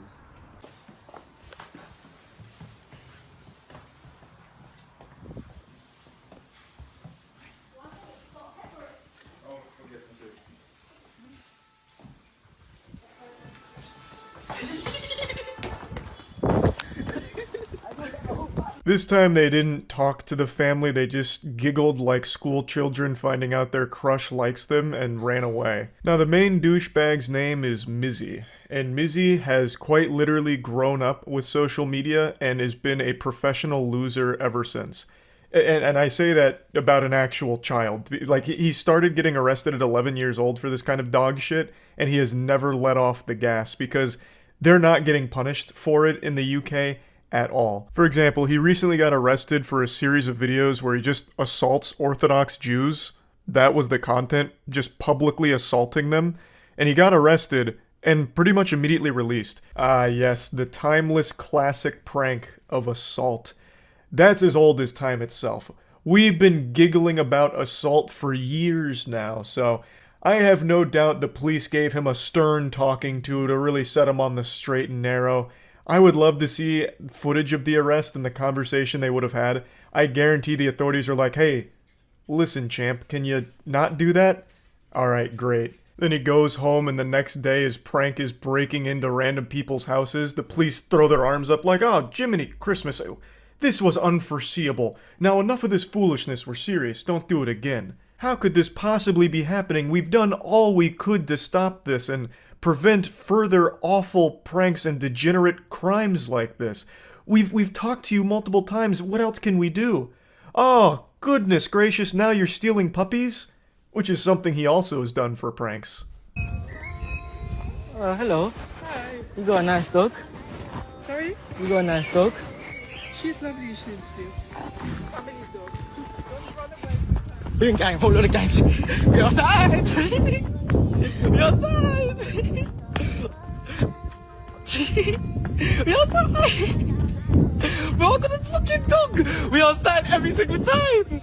This is so over-the-top evil, it almost becomes cartoonish, like something you would write for a character that's supposed to be hated by everybody.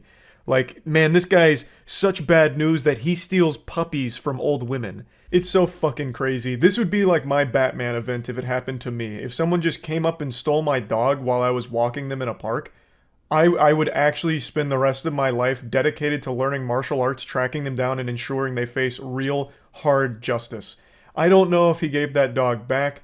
I would actually imagine he probably just set the dog down right when he was done filming, and that was that. Maybe the dog went back to the woman, or maybe the dog walked across the street and got hit by a car.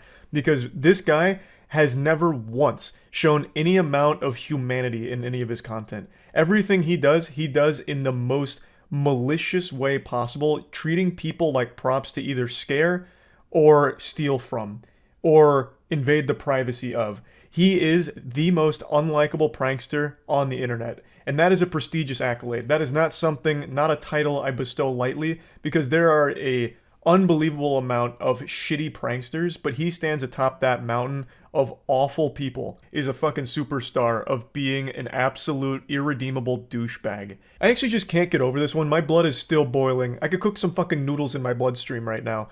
Stealing someone's pet is so beyond evil. A pet is a member of the family.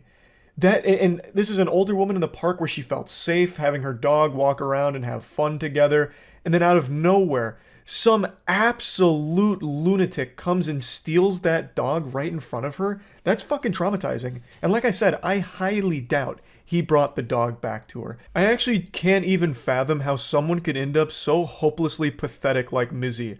You couldn't create a bigger loser in a laboratory.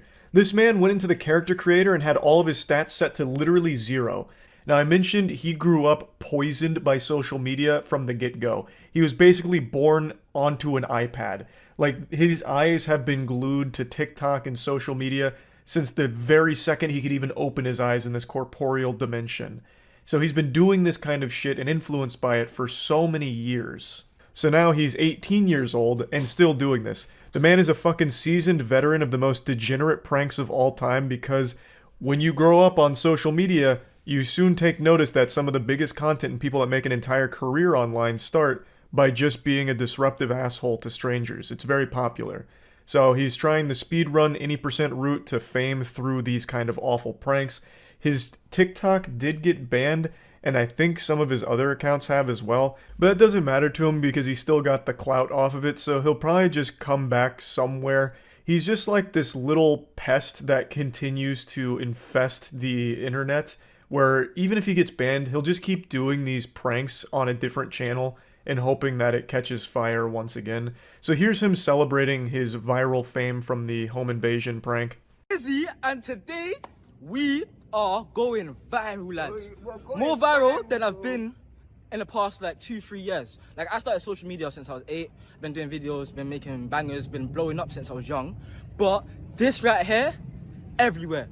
Reposts, tweets, bro, you guys already know what I'm talking about, bro. I'm gonna put the video on. I almost feel bad for his goofball friend behind him because he's been in every single one of these prank videos and no one knows who the fuck that goober is. He's just here as this stupid cuck suckling off the teat of Mizzy, who's getting some kind of pseudo fame for being a cringe douchebag. And what's even more pathetic for that guy is every time he tries to speak in Mizzy's video, Mizzy shuts that shit down ASAP. He starts talking over him and starts talking louder so you can't even hear him. He sounds like fucking Charlie Brown's parents every time he tries to speak because Mizzy's instantly putting the kibosh on it. What a fucking sad existence. He just trails along like a hemorrhoid on Mizzy's ass, doing his best to collect some crumbs of clout that falls off of him from all of this douchebag crime pranking. That is even more embarrassing than Mizzy himself. That guy.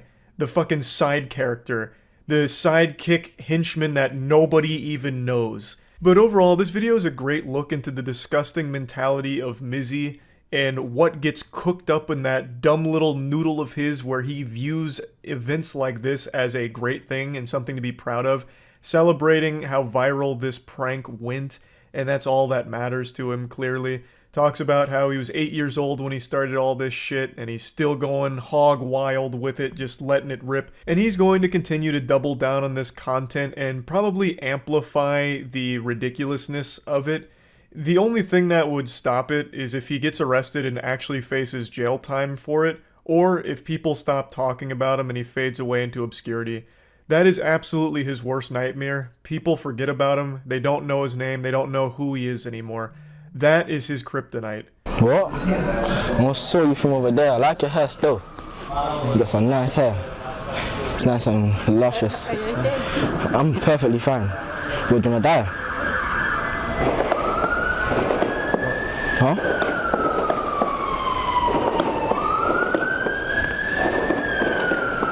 Why are you just smiling at me? I asked him a question, a serious question. Do you wanna die? No. Why? Because stop touching him. Why? Because you're gonna die. Another day, another banger here. This is the Do You Wanna Die prank, where he just goes up to these strangers and starts caressing their hair and asking if they want to die. Again, that's a prank that only works in the UK, I guess. Anywhere else in the world, he probably gets the shit beat out of him at the very least. That is fucking crazy. And this is not a guy who's in good shape. This guy's built like two stick figures on top of each other. He is not someone that could hold his own should someone get aggressive with this prank. And this is a prank he's done multiple times. Here's his encore performance of the Do You Wanna Die prank to another stranger. I come quick, fam, bro. Hey, bro, do not die, bro. Do not die. I end the call, yeah. Do not die, bro. No. What do you mean, no? I come. Do not die, bro. No. What do you mean, no? I back it up. What do you mean, bro? Do not die, bro. This is no joke. Okay, I got the stuff inside. Bro, no. Do not die, bro. What is the joke here? This absolute loser views assault and breaking into houses and threatening people, asking if they want to die, as a prank. Does he think like Ted Bundy and Jeffrey Dahmer are like pranksters or something? Like, who is he trying to emulate? Where is he getting this inspiration from? The guy is unhinged, and he is downright dangerous to the UK. I don't know why they are so light on shit like this. The guy is a menace. He's been doing this for so fucking long, just terrorizing his community around him. Breaking into their fucking houses to film TikToks, going up to them in the middle of the night or in the middle of the day just asking if they want to die. Just downright assaulting people. There's another one where he goes into a library and just starts ripping up the books, so destroying property as well. What does it take for him to face real consequences for his actions? I'm sorry. Come, let's go. Excuse me, what, can I, get a book here? Oh, sure. Hi. You right? Yeah, fine, thank you. I just got a bit of, can I get this book, please? Alright, okay, just 1 minute. It's a TikTok.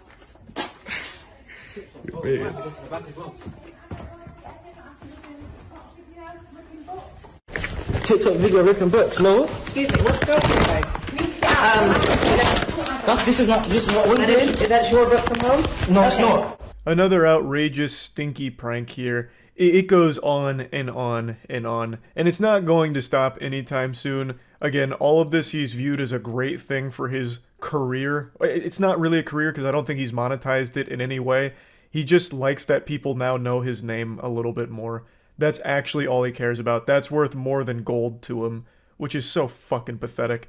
But anyway, just wanted to talk about him a little bit because I don't think people realize just how long he's been doing this kind of shit for. It's pretty despicable. That's it. So yeah.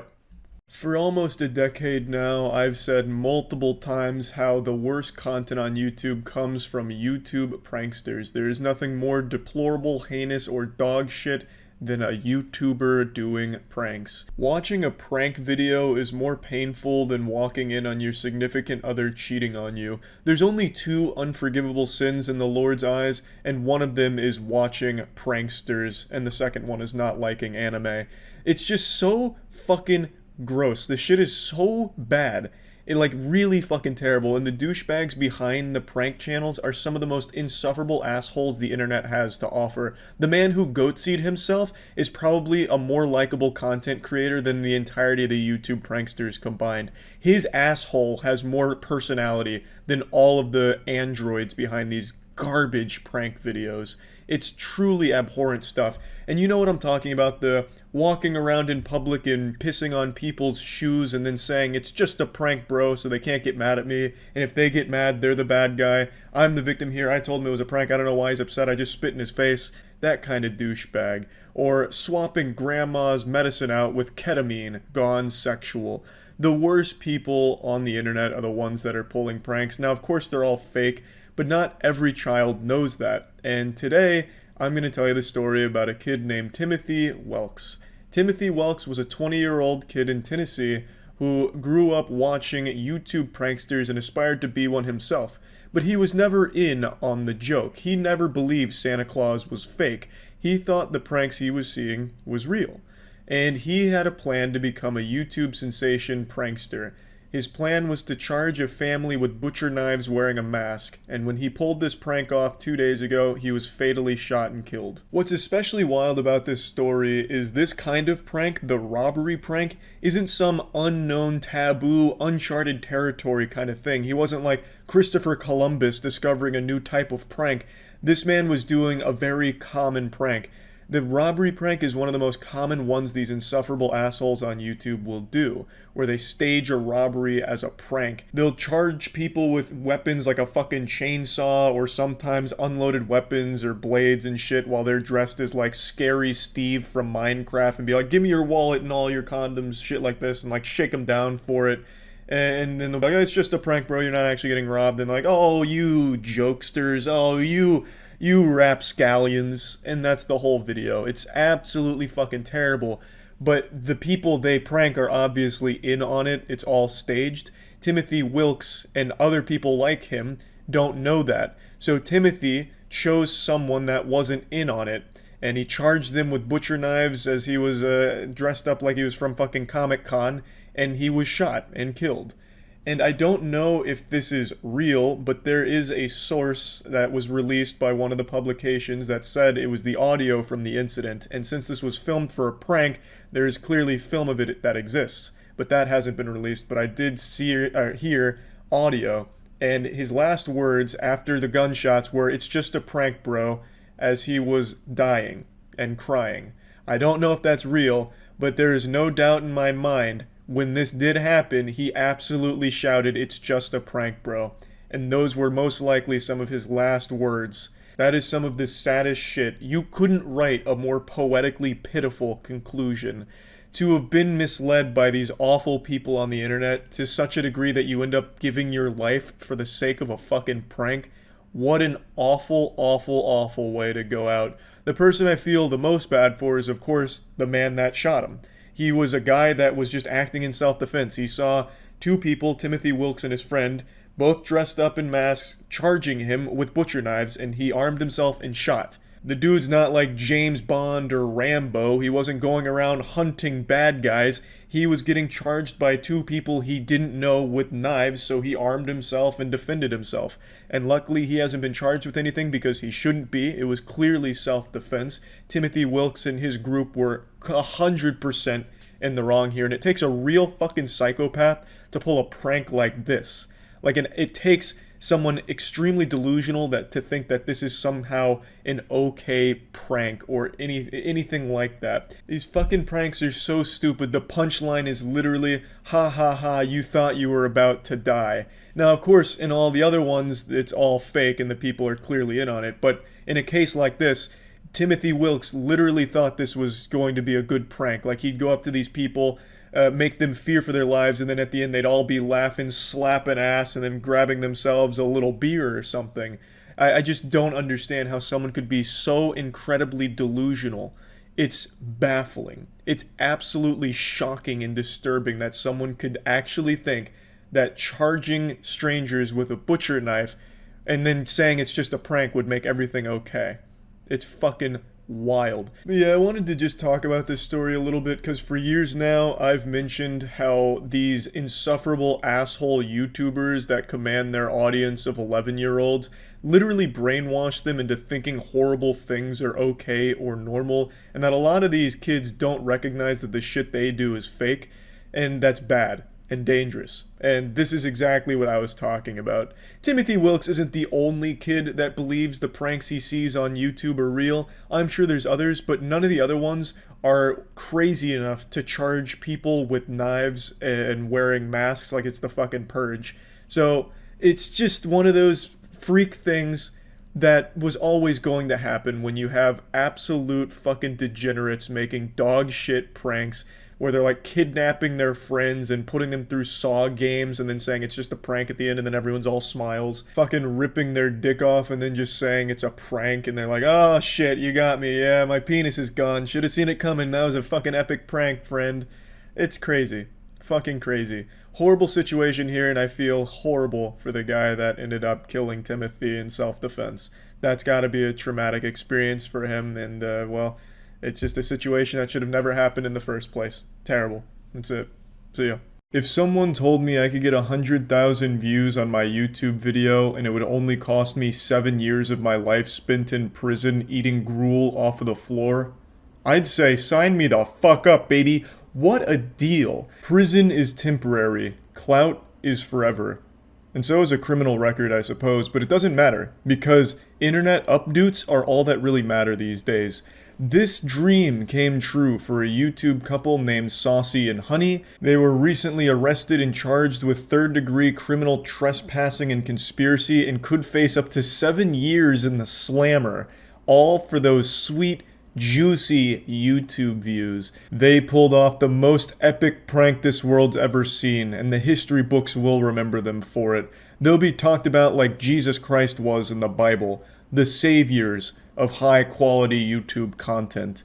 They did a 24 hours in Target challenge, or prank. You know that trend that every 16-year-old was doing on YouTube back in 2017?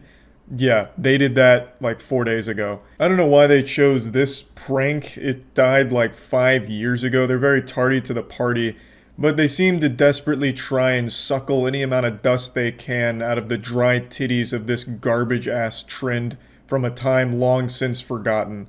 And they're paying the price for it. They got fucked in the ass. But you can't help but feel bad for them because they clearly have a disease. It's called terminal clout hunger. And unfortunately, it's a plague, and it's been spreading for quite some time on the internet now. Get okay, what's up, Fascination Empire? And your girl Honey, Okay, you guys, sorry we're rushing through this intro, but it's 9:37 at... Oh. Okay, guys, sorry we're rushing through this intro. It's 9:37. It's 9:37 at night. Honestly, they should have slapped on an additional criminal charge for how dog shit their videos are. I swear to God, it's gotta be a human rights violation to have an intro this annoying. All of their videos start like this. It is painful. Sticking my head in a fucking dump truck while it's compacting garbage would be less miserable. A YouTube couple is in hot water over this video, in which they claim to have spent the night in a Pennsylvania Target. You guys, do not attempt what we attempt at home. We are entertainers. Listen here, goofballs, don't try what we're about to do at home, you dumb assholes. We're professional entertainers willing to risk life and limb for your entertainment. Immediately gets arrested, faces 7 years in jail for this shit. I don't know what she was thinking. This isn't exactly like a defense, right? It's still a crime no matter what. Just because you consider yourself an entertainer doesn't mean that you're all of a sudden immune to repercussions of a crime. This is like if a birthday party clown robbed a bank and when they caught him red-handed, he just honked his nose. Honk. Oh god, he's an entertainer. Never mind, guys. It's all good now. We made a mistake here. I don't understand why more people don't know this, but I'll go ahead and peel back the curtain. Most of those YouTube pranksters are fake. In fact, I'd say 95%. So all of the ones that did the overnight challenges, they cleared it with their local store in order to ensure that they were allowed to do it. And they didn't actually even spend 24 hours in the facilities they said they did. They just stay for long enough to get footage and then leave. But all of it was cleared beforehand with the franchise owner. Surveillance video from inside the store shows them wandering around various sections while recording video of themselves. While LaRose and Fisher told viewers that they spent the night in Target, police say they left through an emergency exit around 3 a.m. and tripped the alarm. But the couple returned to the store when it opened to the public to resume recording their video. What? They lied? They didn't actually spend 24 hours in the Target? What the fuck? That's gotta be the worst offense of all. You know, I could excuse the criminal trespassing and all that. I could even excuse the abominable intro to their videos, but the fact that you're gonna come in here and tell me you spent 24 hours in Target when you only spent, like, what, 2.5? Oh my god. I spit on that absolute garbage. They could have at least had the courtesy to spend the whole night there. Because at that point, now not only do you go down looking like a stupid asshole, but now you go down as a stupid lying asshole as well. And their audience of, like, I don't know, lobotomized 12-year-olds or whatever's watching it, they now know that they can't trust anything they do going forward. So even if they somehow do escape the prison time, which I imagine they will, I don't think they're actually going to spend 7 years in jail, they've lost the trust of their audience now. The couple was released on a $25,000 unsecured bond, and they're due back in court March 24th. Fisher told a reporter outside of court that she has no regrets, that they were living their life and having fun. But the couple said they would not be doing another stunt like this again. For Inside Edition Digital, I'm Mara Montalbano. I can't imagine that statement's going to help them very much in the court proceedings. Yeah, I have no regrets about committing the crime. Surely that won't come back to haunt them. But yeah, anyway, just thought the story was kind of wild and another prime example of the attention-seeking disease a lot of people are afflicted with. That's about it. So yeah. It happened. Doomsday is upon us. Nostradamus tried to warn us, but we plugged our ears and refused to listen. But now, we have been dragged kicking and screaming into the end times. Pranksters found AI. Or at least one of them did. This one courageous soul bravely peeled himself away from his daily routine of eating glue to use AI to have an overwhelmingly negative impact on strangers' days. Full disclosure though, I don't think every video they've posted doing this prank is real. Because some of them are just so outrageous that I find it hard to believe that he wouldn't have had his ass beaten right then and there for doing it. So I take all of them with a grain of salt, but what he's showcasing is very much something that can be done, and I have seen other videos of others doing to a lesser degree. This guy, however, has made it his entire identity to do these AI pranks. So he's the one that I want to talk about today to show. Do you know that guy in the blue shirt that was sitting right behind you? He was like going up behind you and like kissing you in the back of the neck. I recorded it. That guy, right? Mm-hmm. Look. He did it with... That's crazy. What this guy does isn't really a prank. Fundamentally, what he's doing is he's framing innocent strangers for crimes they didn't commit. He has, I think, 28 of these. It's basically all he does now is these AI pranks. And I don't know how what he's doing isn't a crime in and of itself. Because this is going to lead to an innocent person getting arrested. No doubt in my mind. In this one right here, what he's doing is he's going up to a stranger, claiming that another stranger that was sitting near him was kissing the back of his neck. A sexual assault. And then he shows him a video of it and is convincing the guy that it happened and is goading him to confront that gentleman, who did not do this, by the way. This is all an AI-generated video that he is now trying to fan the flames of an actual fucking fist fight for. So even if this one is fake, which I have a hard time believing this one in particular is, because an employee even gets involved in there, and I feel like they probably wouldn't participate in shit like this. But even if it is fake, what he is showing here is something very real. You can just manipulate videos of innocent people doing crimes, and it's going to be very hard for them to defend themselves, especially because it looks as though he's mainly doing this to elderly people that probably don't know about this kind of technology, so how the fuck could they even possibly argue their innocence? You did to me like that. I kissed him in the back of the neck. You did. Yeah. Is that you? I didn't even touch this guy. That was a lie. Yes.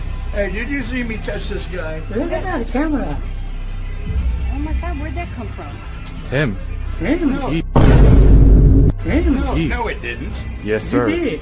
I didn't kiss nobody in the back of the neck. That's right there. That's weird. That's weird. So they can't really argue against him because he's showing them a video of what happened and convincing everyone else that this is a real video. And eventually it's going to lead to one of these people getting arrested or getting beaten up. Like in this case right here, that guy who felt violated, who's to say he didn't just start swinging on this man after seeing this video? Again, assuming of course this is real and not with like paid actors, which I'm leaning towards it being authentic here. I think there's too many moving parts, as well as like someone who does appear to be an employee coming over. I do think he did this to just random strangers. And if that is the case, then this could have gone severely off the rails, all based on a manipulated video here that's not real. And this corny goofball has the audacity to say that these are harmless pranks and that what he's doing is, you know, basically a righteous effort as an AI social experiment to raise awareness on how AI can be dangerous. But you homunculus, everyone knows that. This is a very legitimate fear a ton of people have, where someone like you could fake a video of them committing a crime to get them in trouble.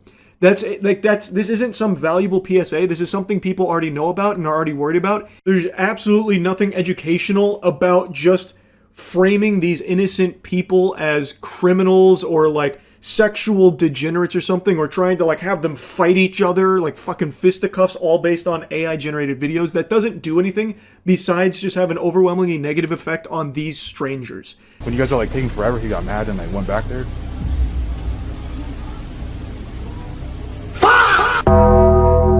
Is he allowed to go back there? First off, I didn't go back there. Who the fuck are you? The joke is these people panic thinking that they're about to be punished, maybe even go to jail, all based off a video they know can't be real but can't explain its existence because they don't know about AI tech. So this guy is now being framed for going into the back after getting angry or something, and all he's saying is like, I didn't do that. Who the fuck are you? Little did he know he was in the presence of the alpha goober here who likes to pretend that he's some kind of saint. But what he's actually doing, assuming these are real, which this one definitely feels real, what he's actually doing is just exploiting elderly people, treating them like props in his videos for the sake of making them the punchline of his joke of, haha, they don't know this is AI and I've made them look like criminals and they can't explain it, ha ha ha, they look so stupid. So that way he can get some Instagram clout. So I got like a couple calls saying there's like a man in here like popping, like stealing stuff out of people's pockets. Can you see the video? Yeah. So you didn't have a wallet or anything? No, it's right here. I have no problem calling out the damn person who did it. It's in your butt. Oh shit! Oh shit!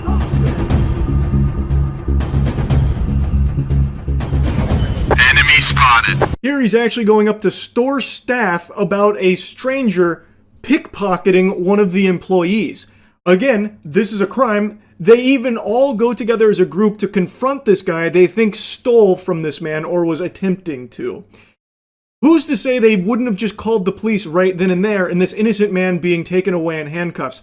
Now, I imagine at that point he probably would have stepped in and said it's an AI-generated video. Maybe, but maybe he wouldn't. Maybe he would be afraid that then he'd be in trouble. So maybe he'd just keep his fucking mouth shut, and that guy would then go to jail all based on this AI-generated video.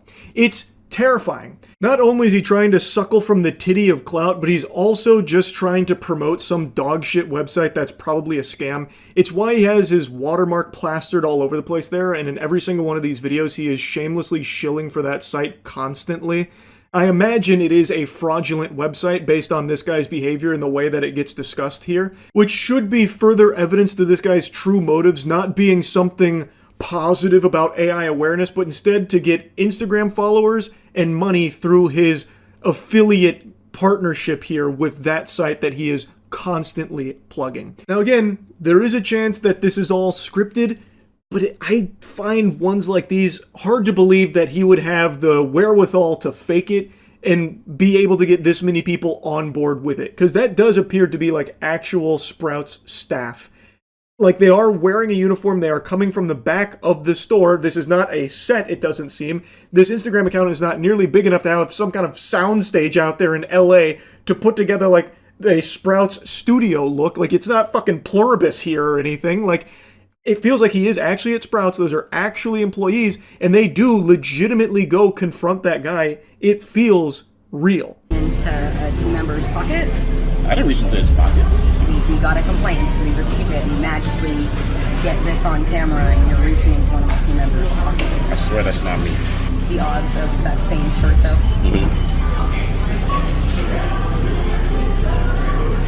What the?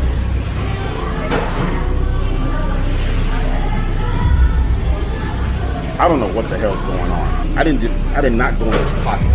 This is not making any sense to me. This is ridiculous. I did not touch his pockets or his pants. So I don't know what the hell this is. Now, one thing I will say is he shows two different AI-generated videos here for the evidence about what happened.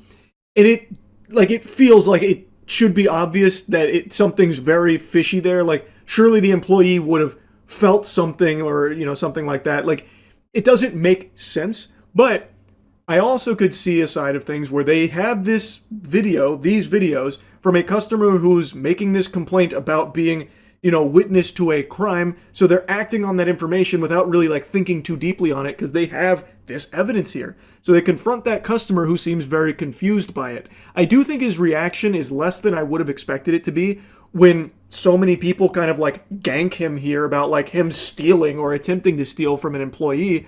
But overall, I just can't imagine this one being like faked. Like maybe he's in on it, so he's just playing along. But in that case, wouldn't he be worried about facing repercussions? Because those do appear to be real employees. And like I said, if they did alert authorities and authorities showed up, would this guy have piped up and said like, oh no, it's an AI-generated video, I made it all up, it's fake?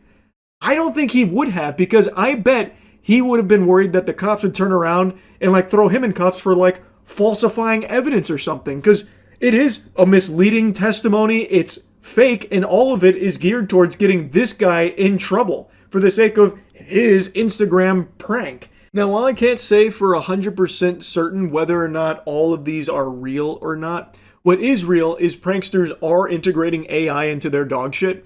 The ones that I've seen arising on TikTok that I think some of you have probably already seen by now are people that are AI generating like fake IDs of employees to show them and be like, look at this, I found your ID, that kind of thing. And it's like very quick in and out, and they like laugh at them for not knowing how that's possible, which is trash, but it's not to this level.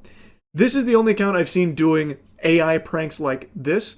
And if they're real, it's extremely dangerous. And if they're fake, he's still a loser for doing this anyway. What the fuck is the point in faking pranks on something people already know can happen? It's not even entertaining. Like, it's just lame, and it is just preying on the fear of what this technology can do. It's not raising awareness because people already know about it. It is very easy to generate this kind of shit.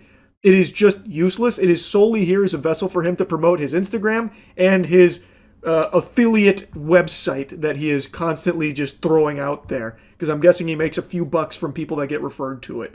It's trash. Like, even if it's fake, it's still dog shit. But anyway, I wanted to talk about this a little bit. That's really it. So, yeah.